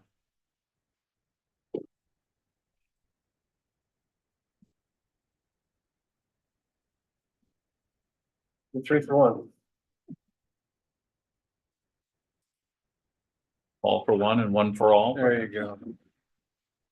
Well, you did receive a video update from us, as well as an embedded presentation, I believe. And for your just quick update tonight, just from us as a team, for awareness, we brought together a group of people when we developed this plan and in general strategic enrollment management plan. But for the presentation purposes of the presentation, this is kind of your 3-member leadership team.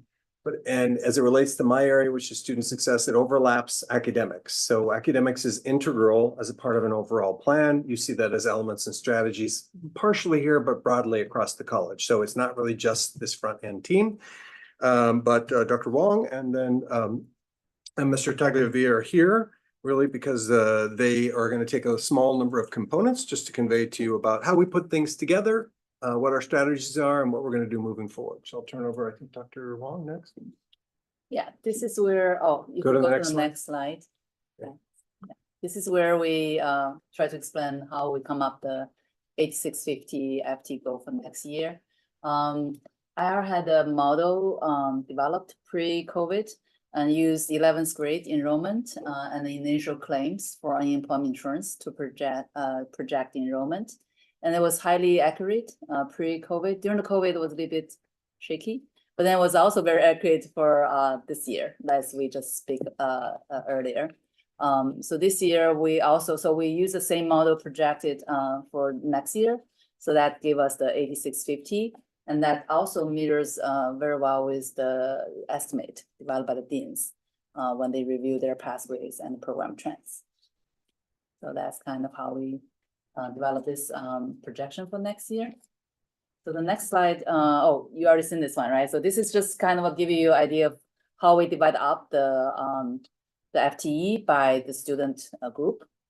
Because we always track that internally to see those three groups and how well they do over time, because each group has different needs and different support. So that's why, and then this is based on also historical trend, like the distribution of our students by new students, continuous or returning students. So that's the divide up. So then that's we set up the goals based on that as well. And if we move to the next slide, so if you watch the video, or you'll see the strategies we share, a lot of it is focused on what happens after a student applies. And that's because if you look at the historical trend, we're seeing significant growth in the number of students who apply. So there are a couple of years in there with the promise for adults that caused a spike and then maybe a diminishment in the next year. But in general, that trend is very much upward over the last 9 years. And we're expecting that in addition to setting a record number of new applications received last year, we're going to do the same again for this year that is now closing out. So that's why in these next strategies, you're going to see a lot of focus on what happens post-application. There's still a lot of continuous quality improvement. You'll see in the marketing presentation later this summer what we're doing at the top of the funnel to keep growing applications. But there's a lot of growth there that we need to harness later in the process.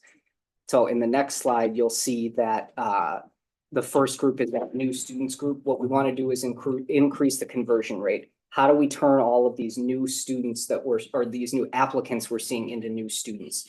So this year in the fall, we moved from 36 or 33% conversion to 36. We want to move from 36 to 46% next fall. So how are we going to do that? Stronger, upgraded customer relationship management system with admissions process improvements and automated communication, implementing an in-person orientation option and looking toward the future with a required orientation of some type, and then working with students in programs that are full to make sure that we can find options for them, either in a different program or to take some initial classes while we make room for them in the program itself. So those are the three high-level strategies with respect to the new students. Mm-hmm. Yeah, the next slide is about the continuing students. Those are students who were here in the previous term. So they are here with us. So in order to improve their retention, to increase in FT, we want to increase their retention. That's why we use this course success rate as their goal for continuing students. And then we will focus on the courses like the English, math, and program gateway courses. And also we will encourage them to use the academic support services. Also the waiting list for class, we found out last year was a barrier for the students continue to enroll. And also we think the career exposure would help them to maintain their interest to continue to enroll in the future terms. And then the returning students, we didn't have, the next slide shows we didn't have a lot of strategy because those are students left us. And then so we tried to bring them back. Right now we're already kind of doing some outreach, but we want to integrate those with the support on campus. So then they get the financial support, but also get other wraparound services. So they will continue to enroll with us. So that's that. And on to, we have a final slide or? Mm-hmm. Okay. So the only other thing for us to comment on here is then, how do we do this work, right? So on the front end, we commented a little bit about goal setting or the FTE target. That's done on an annual basis. We discussed that probably over the period of time that we're looking at budget.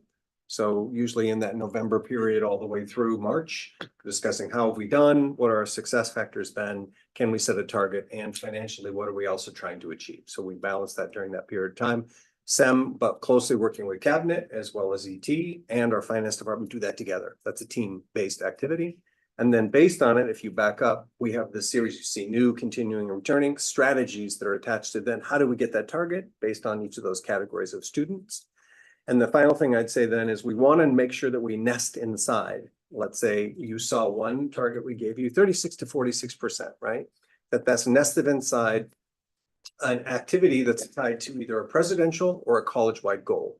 So that it's not as though we're managing, let's say, for example, 75 total goals and outcomes, because that's a lot to manage. We're trying to tie each of these things to key initiatives, and so that we can get energy of teams of people moving on them together to get to, for example, that one target of 36 to 46%.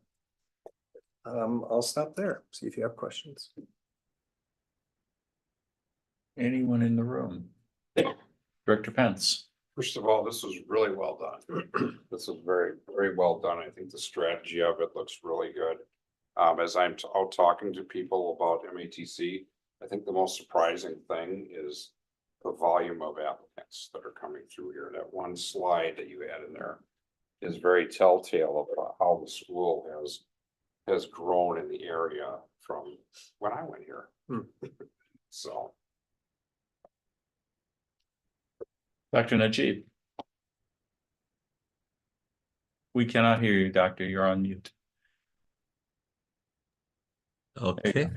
My question about the stopped out students. I understand that the students who have debt from the previous semester, they cannot register for the next semester until they agree for a payment plan, and which requires them to pay at least 1/3 of what they owe.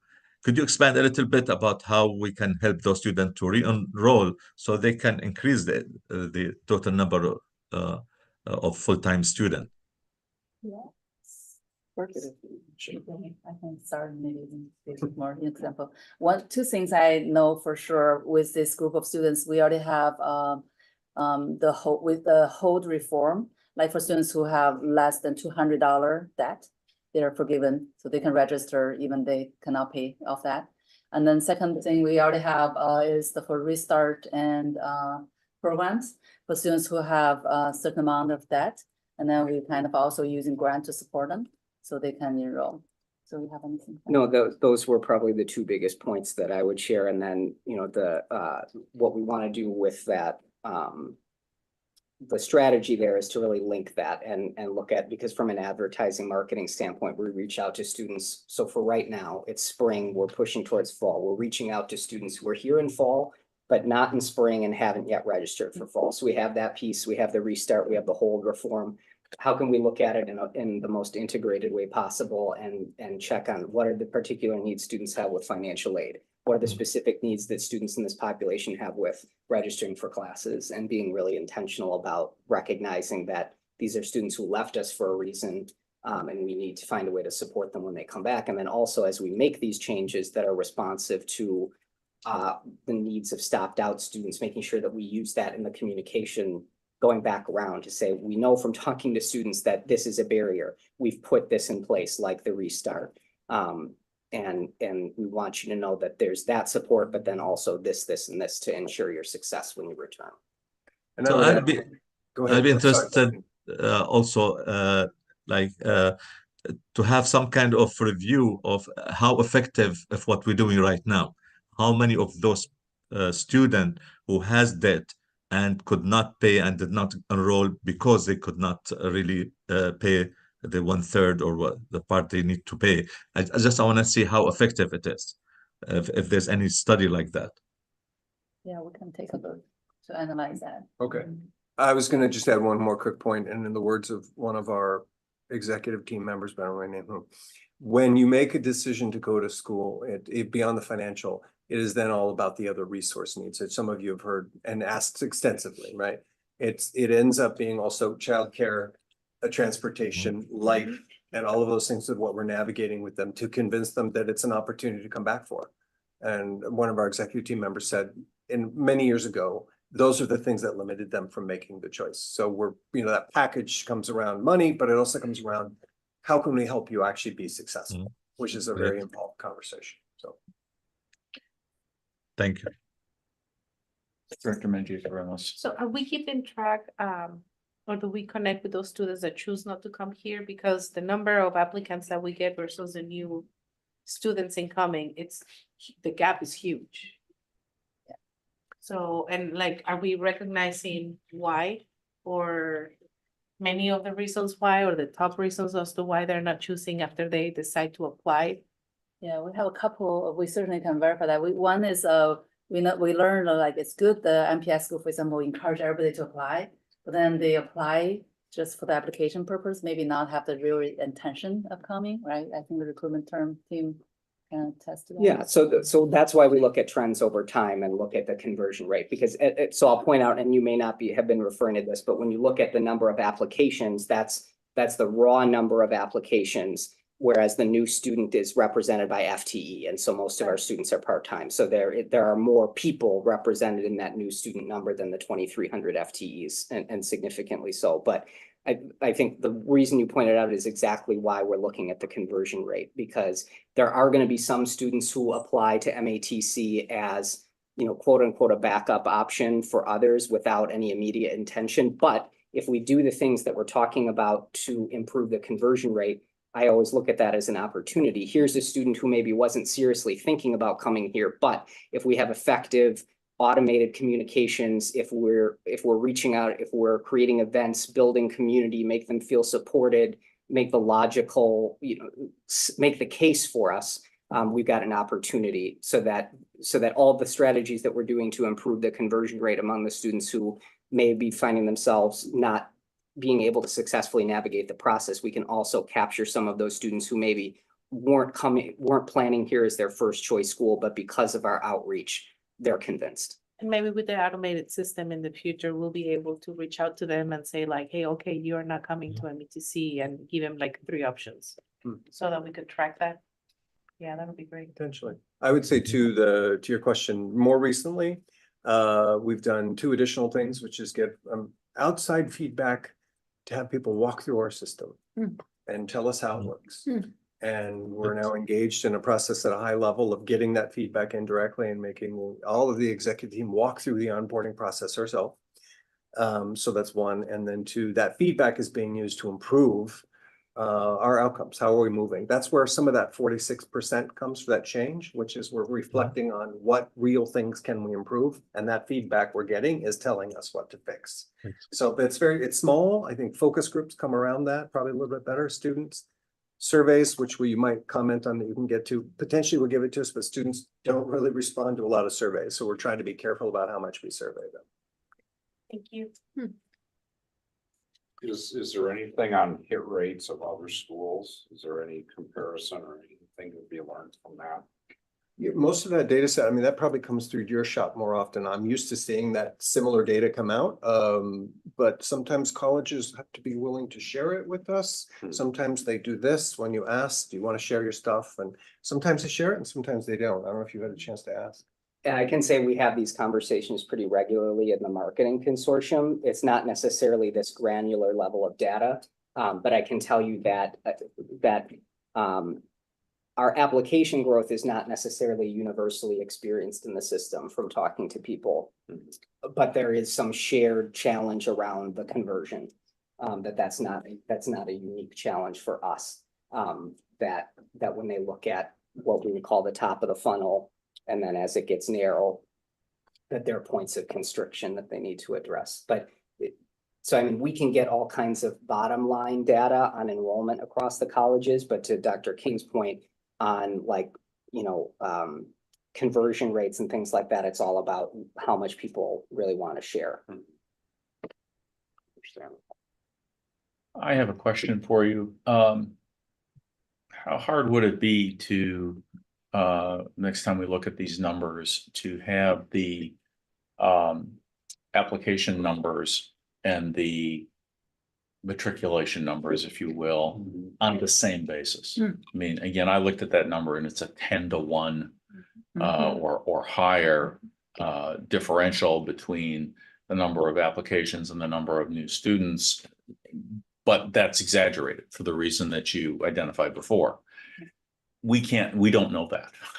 We can't see that. And it's really hard to judge whether we're making progress without having those numbers expressed on a consistent basis. Yeah, we can add some information to our monthly enrollment report showing you, we have those, we track those weekly to see like how many applied, how many admitted, how many registered, just among those, we call them new student group.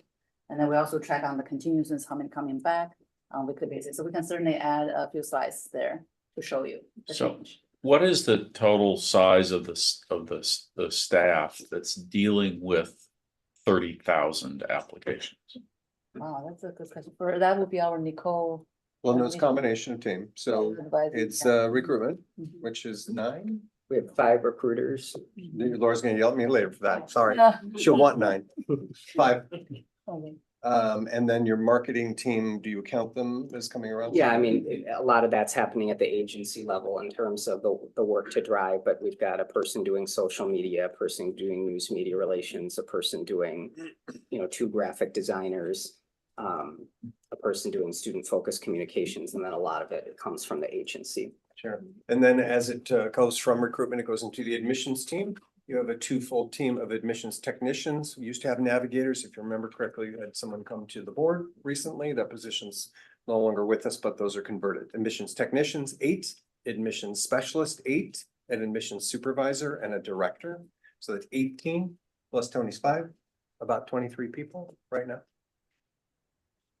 So there's not nearly enough to be really granular in the interactions. I mean, that's. I think you have to add some more people in there. Sure. Because you do have it. Don't do this on the fly. Let me, Yeah, no, let me know. I mean, There's that's one more of the people involved questions there. we Exactly. always have to think about is, do we need to redirect or reallocate I resources? understand. And if we're gonna make a really big push here to convert more people, you can't have each one of your staff people trying to deal with 1,000 applications.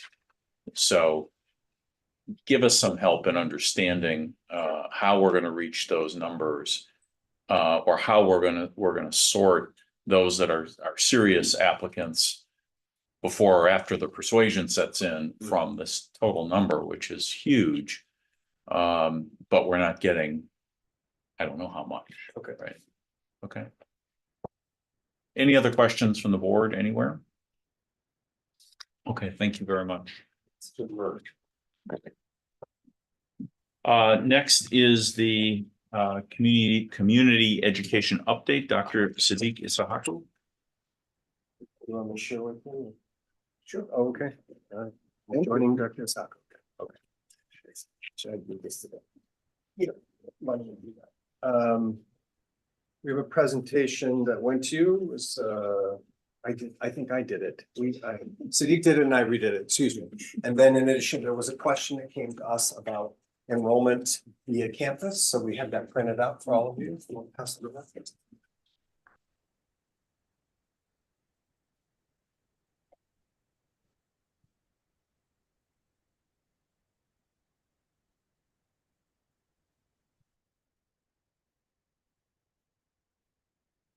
And as constructed, the presentation, I won't repeat it again. You can ask me, you can let us know how you'd like us to proceed, but we did I think it turned out to be 7 minutes on my part. It was a little longer, so I tightened it up for all of you. So I didn't tighten it up too much.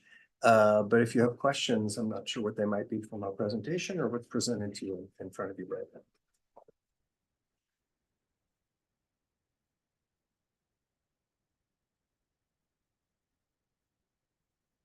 Wow. And this is head count. And is it unique or duplicate? Duplicated probably. I think it's probably duplicated because they take one-on-one course. Yeah, so some of these could be a single student like in multiple classes, but they might be taking multiple classes. And again, it's just ELL, right? Yes. Okay. Sadiq reminded all of you months ago, he had to remind me that remember a reminder CE comprises a multitude of other programs. This is really just the largest one you've seen the increase in. Your overall head count, are we at 41, 47, I forget. Yeah, is about 45% of his overall enrollment for all of community education. Okay.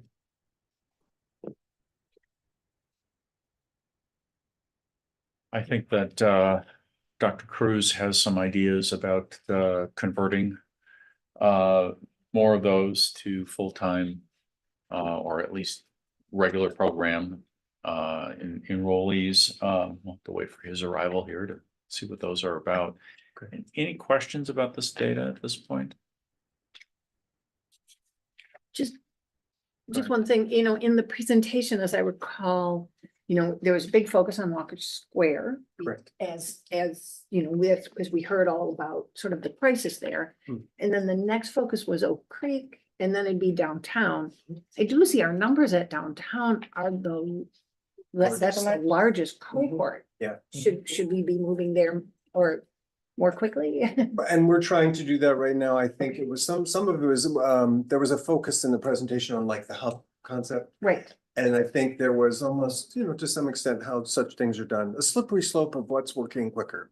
So I think there is much more space available for a conversation at Oak Creek, and we moved in that direction. Simultaneously, we are having that same conversation here at downtown.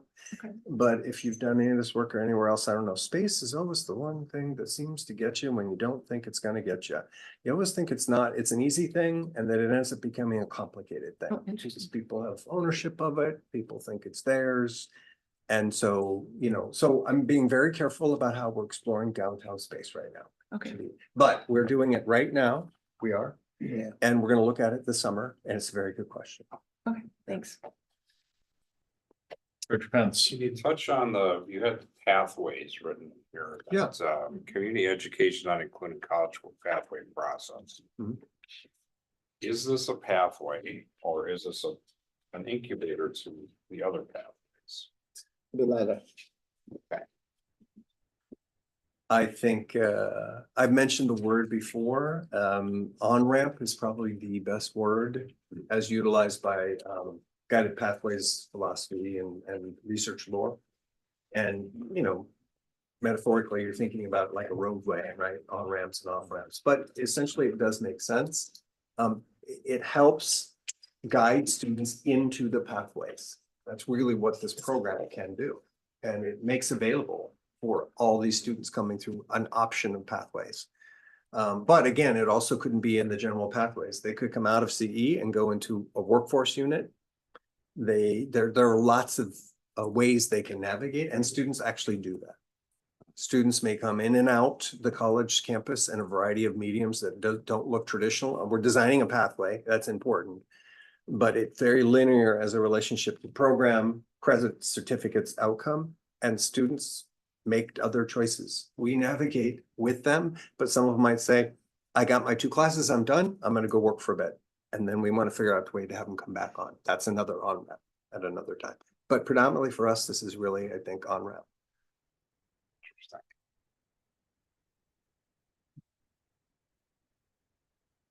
Any questions in the room? Dr. Najib, any questions or comments? So I'm sorry, this is, what are these, we see 8 issues, what looks like there's a concern about the education, This is just a reminder slide about the Community Education Advisor Group that came together that began its work all the way back last spring. And these were the 8 categories of concerns that were brought forward that group looked at over the course of the last year, essentially. So do we have solutions for that? And we're working on solutions a little bit by little bit. And some of those you got presented this evening, but yes, we are working on each category. Okay, great.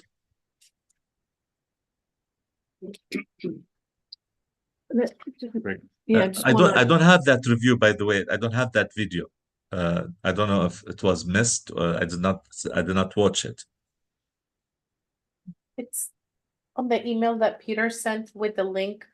You should be able to see it underneath the Zoom login. He sent 2. Yeah, there was. He sent 2, so it might be the one from last week, I think. Anyway, I'm going to talk about that later on. I don't want to take time, but I have some issues. I want to talk about it later on. Okay.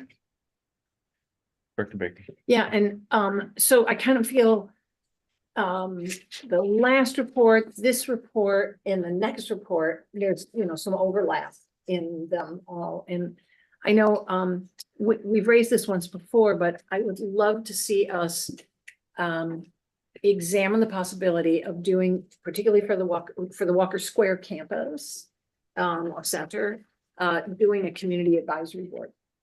I really think the whole idea of connecting that center strongly to the community that it sits in would be advantageous. and I think may help us in, some of the issues you're just talking about where, how do we help people go from attaining language skills to attaining other skills that are gonna help them? So I think I've raised it once before and I'm just gonna wave the flag again. Thank you. And we could possibly combine that with Oak Creek. It's not a bad idea.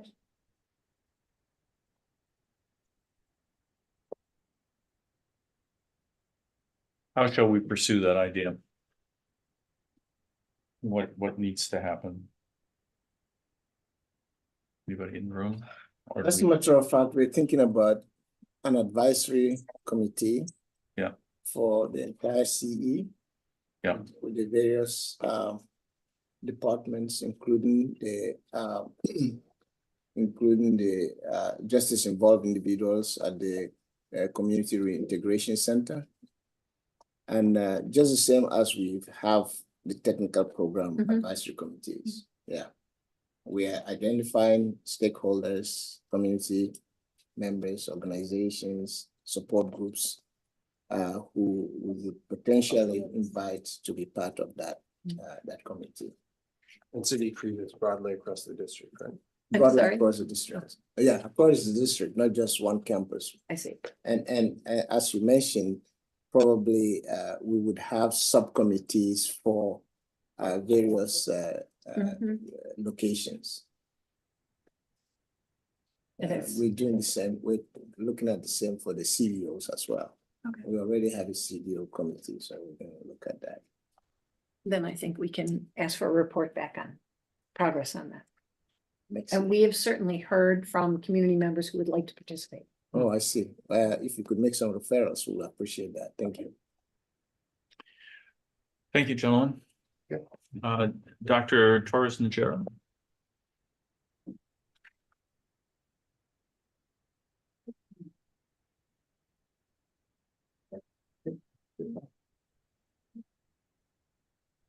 Good Welcome. evening, Chairman Foley, board members, and Dr. Martin. I'm here to give you an update on our efforts to become a Hispanic serving institution. And I just want to say to start off that I couldn't do this work without the HSI steering committee. So this is a group of about 30 staff and faculty, and then we have different committees and we have leads and co-leads. So I just want to give a shout out to all of them, even though I'm not naming all of them. Next slide.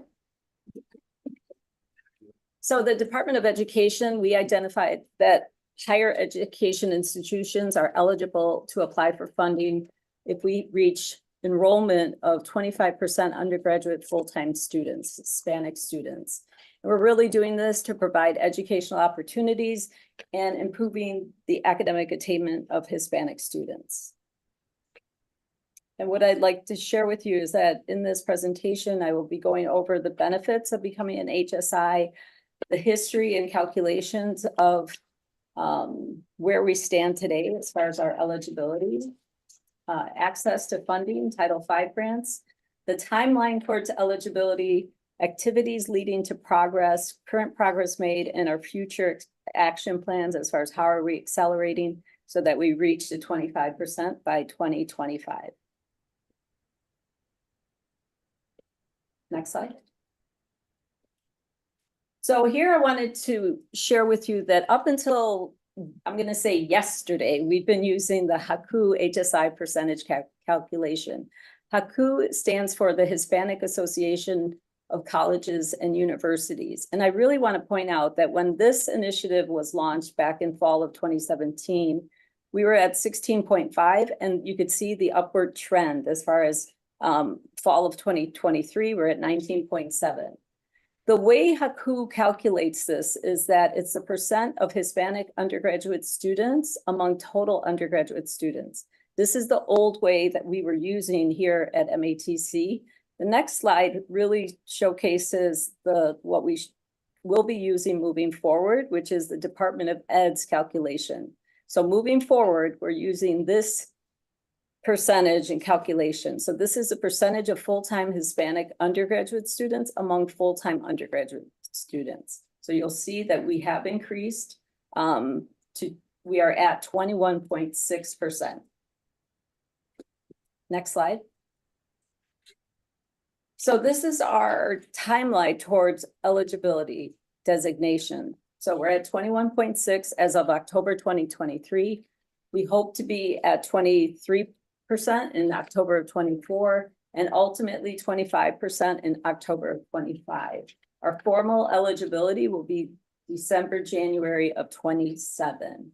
That's when an institution can apply for eligibility according to the Department of Education. Next slide.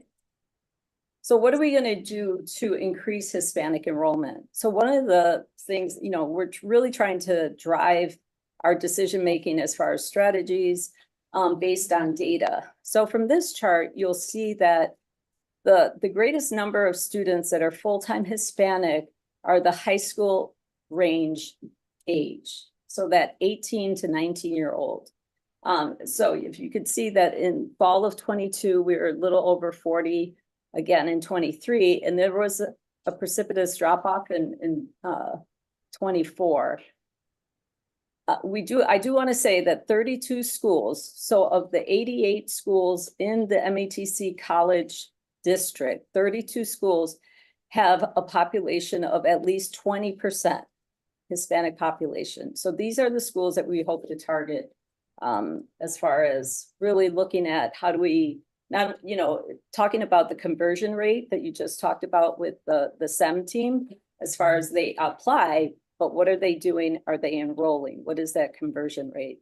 So we, some of the things that we're doing as far as looking at the 20 to 29-year-olds, that's another group of students that we feel that we can recruit as far as becoming full-time students, where we have heard from students who, let's say, it's the year after graduating from high school, they go to work and then they realize that they want to go back to school, and they're doing that. What is the number on the left side of the table? That's a percentage. Of what? The percentage of the students. Hold on. Yan, maybe you can help me here. Yeah. This is the percentage of students. Of Hispanic full-time students. And then their age distribution. Where? This is among like we took a look at the like from the previous slide. Should I come over? Sure. I'm too short now. Sorry about.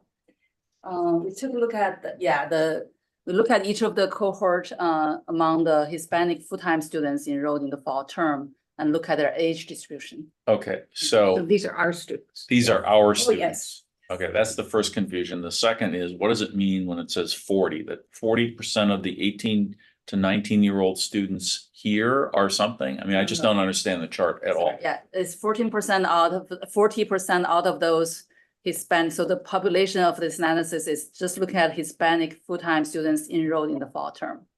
And then see what was their age distribution. So the 40%, for example, if we have like maybe pick a cohort of 1 year.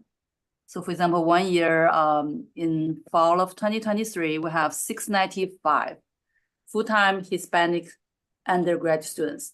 Out of those, 40% are age 18 to 19. Got it. Yeah. Okay, thank you. As long as we took a break here, I'm a little concerned. 32% of the schools have 20% or more. I assume 32 of the schools. Sorry, 32 of the schools have 20% or more Hispanic population. Of the 80 some high schools in our area, there are some that have 1,200 students in them, and there are some that have 150 students in them. So 20% of 150 doesn't give me as many students as, let's say, 10% of the big school. So I'm not sure just saying the schools that have 20% actually give us the biggest target. I think using actually, you know, the raw numbers of how many students are enrolled would be a better target for us than percentage, just because of the vast variety of schools. So I'm concerned about that. I think seeing the actual numbers would be better. And I did take that into consideration because I did receive your request question, as far as what are the actual numbers. And so when I calculated the actual numbers of all the 88 high schools, what we would be doing is swapping about 9 schools. So you're absolutely right. There are some schools that have a high percentage, but the number is low. So to your point, that was a great question. And so we would be swapping about 9 to 10 schools. Good. Yeah. But it still remains at roughly 32 schools. Great. And then the next point would be partnership and concentrated efforts with four-year institutions as far as the transfers. What we're hearing from some of the major four-year institutions is that they might have a cohort of students, and I'm just going to throw out an example from a private school, and they all go to, let's say, one of our four-year partner schools. They attend 1 year and they realize that it's not the right fit. So having strong partnerships with those four-year institutions to say, please, let's have a conversation so that they have the options of coming to MATC. And then also a marketing campaign for that 20 to 30 age year group. We feel that more could be done with that group of students, that population. Next slide. So we relaunched the HSI steering committee last year in the spring of 2023. I mentioned that this is a cross-functional team across the college with about 30 members. We meet monthly, and we're really providing academic support to Hispanic students, connecting and engaging students, creating a sense of belonging. And I just want to say that the 5 committees that we have are recruitment and outreach, community connections, visibility and awareness, CASA, student success, and mentoring. And to give you an idea, recruitment and outreach, the way they're using data, as far as data-informed decisions, they're going out to all the different schools and they are seeing the applications and enrollment. So they have the applications, enrollment, we're seeing the conversion rates. There's a gap. We definitely have to improve that. And but just to know that this is the kind of thing they're doing. Recruitment and outreach has also identified a liaison from that office that is working in partnership and collaboration with the community education division. You know, so thinking about Sadiq's presentation, as far as they are going into the classrooms of the English language learners to talk about programs. So once they reach level 6, as far as their language acquisition in the ELL, to think about taking programs for credit. And then the other thing, a big item that I'm sure that you've heard of over the years is Casa Abierta. This is the open house that we have at the Walker's Point Education Center. And we have that in October and in March. And there typically we have, I mean, I don't know the exact numbers, but over 100 people that walk through Walker's to learn about the different bilingual programs, just a myriad of programs. Community connections. This committee is working on increasing middle school and parental engagement. Visibility and awareness. We have a new website that will be launched this summer. And basically here we are listing all the calendar of events that the HSI committee has planned. And we have probably between 15 to 20 events in an academic year that the committee is planning. So everything from Conexiones, a connections event, to a new student orientation, Casa Abierta, graduations, you name it. There's about 15 to 20 events. And then Casa, that group is really trying to create events as far as where the goals are to increase resource awareness, networking, how to navigate how to manage the Navigate application, and how to increase students' preparedness for next semester. So the biggest thing is we know we can get them here, but how do we keep them, right? So how are we retaining them? And then the last committee would be mentoring.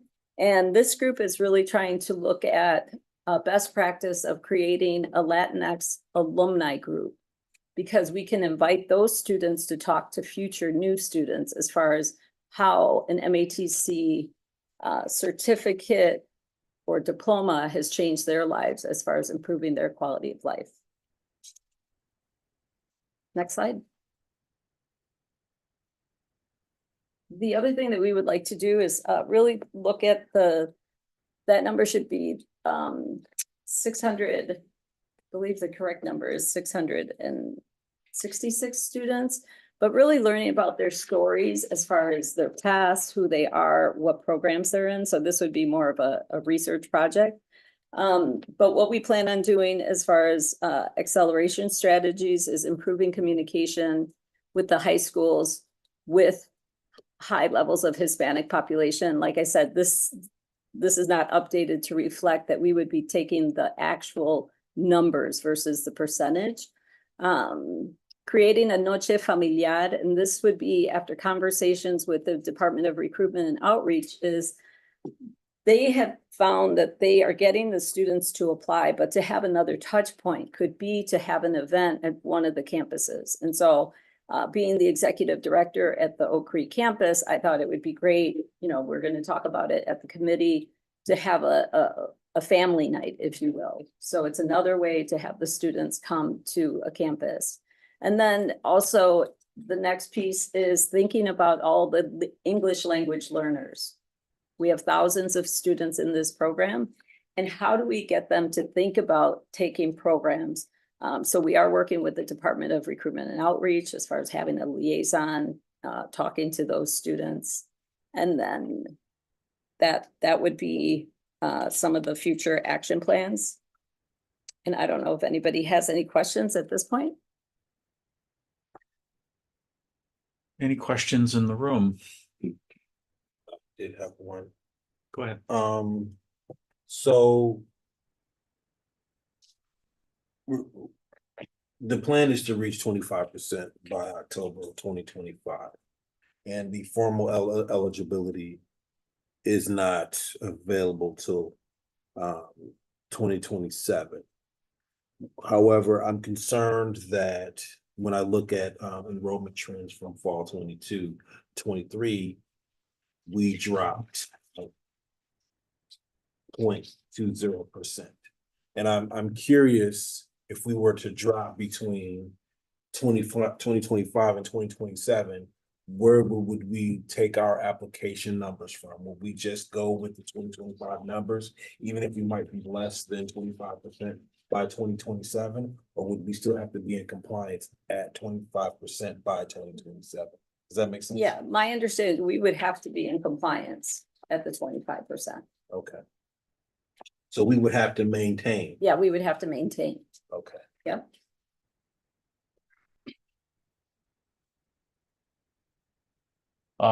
Dr. Najib, any questions? We can't hear you. I'm sorry again. We're trying to get to that percentage, the 25% of Hispanic student. So there's a group of people which I don't know if we can put more effort on getting them enrolled. The undocumented students, they are not eligible for financial aid, but if we put more effort to help them get enrolled, maybe it can help us reach the percentage we need to reach. Yes, and that's what we're trying to do as far as in collaboration with the Division of Community Education efforts with the recruitment and outreach to see how do we increase those students, or at least their awareness about different program areas. So we completely agree with you. Oh, great.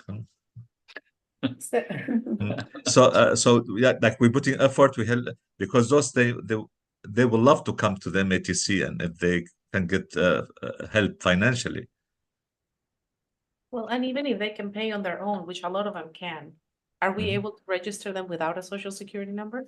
Is there a possibility? So I see Board Member Baker saying Well, yes. actually, there's someone behind you. Oh, okay. And then something that, we have asked numerous times is for us to get clarity, or for the rest of the board to get clarity on the benefits of becoming an HSI. Which I don't think Yes. that all the details have been fully explained to. Yeah, so let me explain that as far as our efforts to become an HSI, we're eligible to apply for Title V grants. And these are multi-million, they can be multi-million-dollar annual, several years awards. And so if we're granted those, awards, what that does is free up some of the resources at the college for other disadvantaged groups. And so there's a big misperception out there that if we become an HSI, that we are putting aside other groups, and that is not the case at all. I just want to stress that because in a recent event that we had, Conexiones, we had it at 4 of the campuses. The only one we did not have it at was Walker's. We had about a little over 200 individuals participate. And even though it was a focus for Latino students, we did not turn away anybody who came to the event. And so 35% were Latino, but the other 25 were African-American. I believe so it was a split, African-American, 25, white students, 25, Latino, 35, and then other. So Native American, Southeast Asian. So I just really want to stress that what we're doing is in many ways, I think we're setting up a best practice as far as what could be replicated in our other communities. If I might also add something that I think is very important for people to know is that those funds could be used for faculty and staff development. It's not necessarily just for the Hispanic students or only or other unrepresented minorities. And those funds could also be used to develop curriculums in the future. So the impact for the college is huge. And I don't think a lot of people understand that. So we just need to make and then in particular, when it comes to STEM programs, because they're huge, about the Department of Education, especially for HSI, they're huge about supporting and pushing STEM programs. So if we could be more conscious about us communicating that and making that more transparent, that would help out too.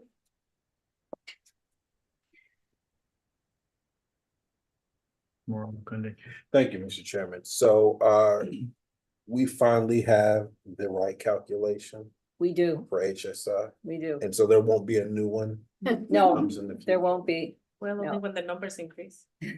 Okay. Right, when the numbers increase. When the numbers increase, then there'll be a new calculation. No, System. this will be just the increased percentage. Okay. And these numbers are taken from applications or So I would ask Dr. Yan if you would like to, as far as the number. yeah, where does the data come from? I'm just curious. This is, we call it IPAS data. So it's integrated post-secondary education system that each institution, higher education institution has to report to Department of Education. So each institution report their own number and then have a census date of enrollment. So this is a snapshot of enrollment. MATC choose to be the 35 days of the fall term enrollment. So then that's where we report on the students' gender, ethnicity, enrollment status, full-time or part-time. And that's what the Department of Education have access to every institution in the country, basically. And then that's how they calculate it. Actually, we report numbers, but they calculate it and then should match what we can calculate because the same data set.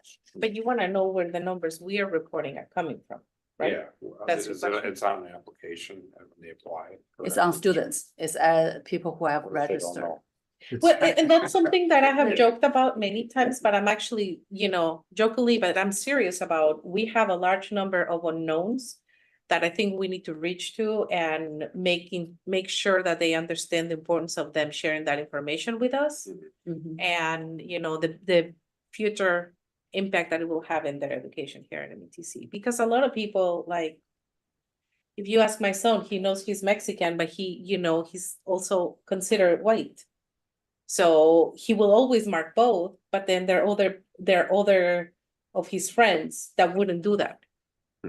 And it's interesting, and especially with like second or third generations, they don't necessarily see the impact or the need to share.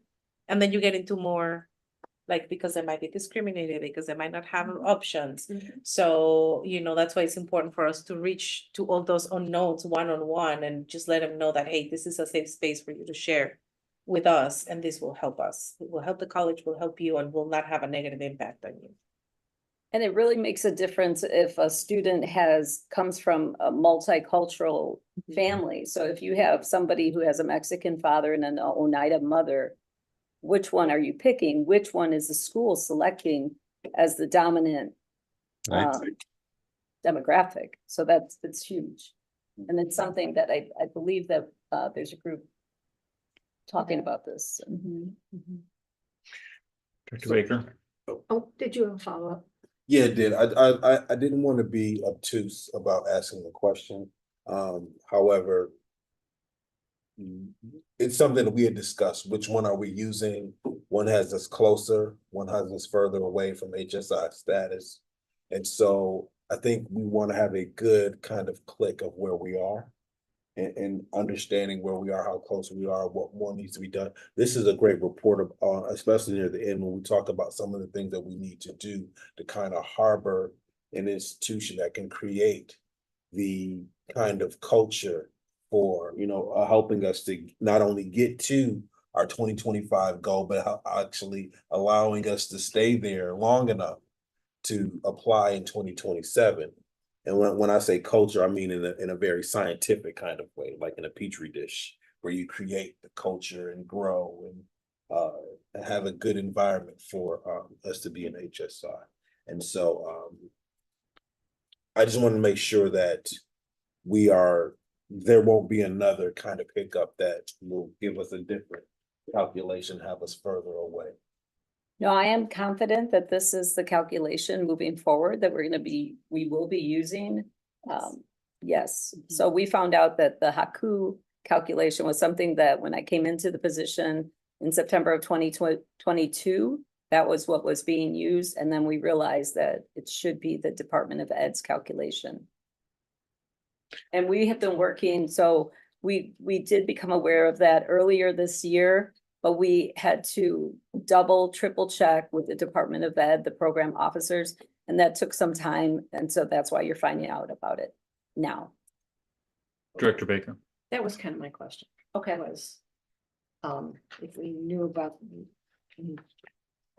I don't know why we were counting in one way if we're supposed to be counting in a different way.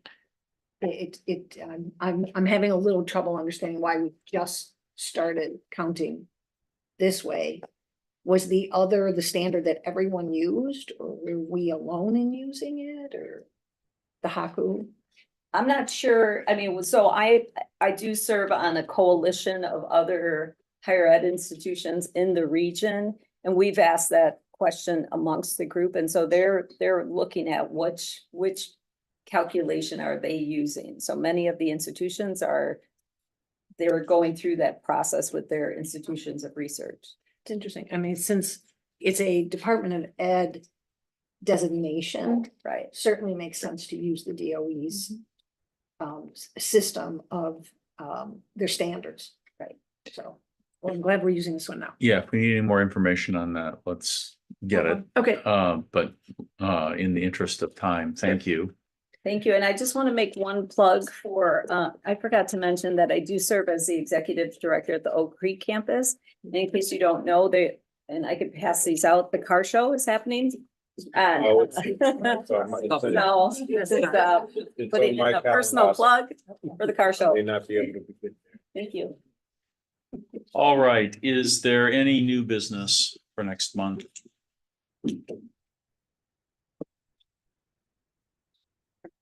You can, of course, communicate that to me between now and then, but. All right, so future events announcements.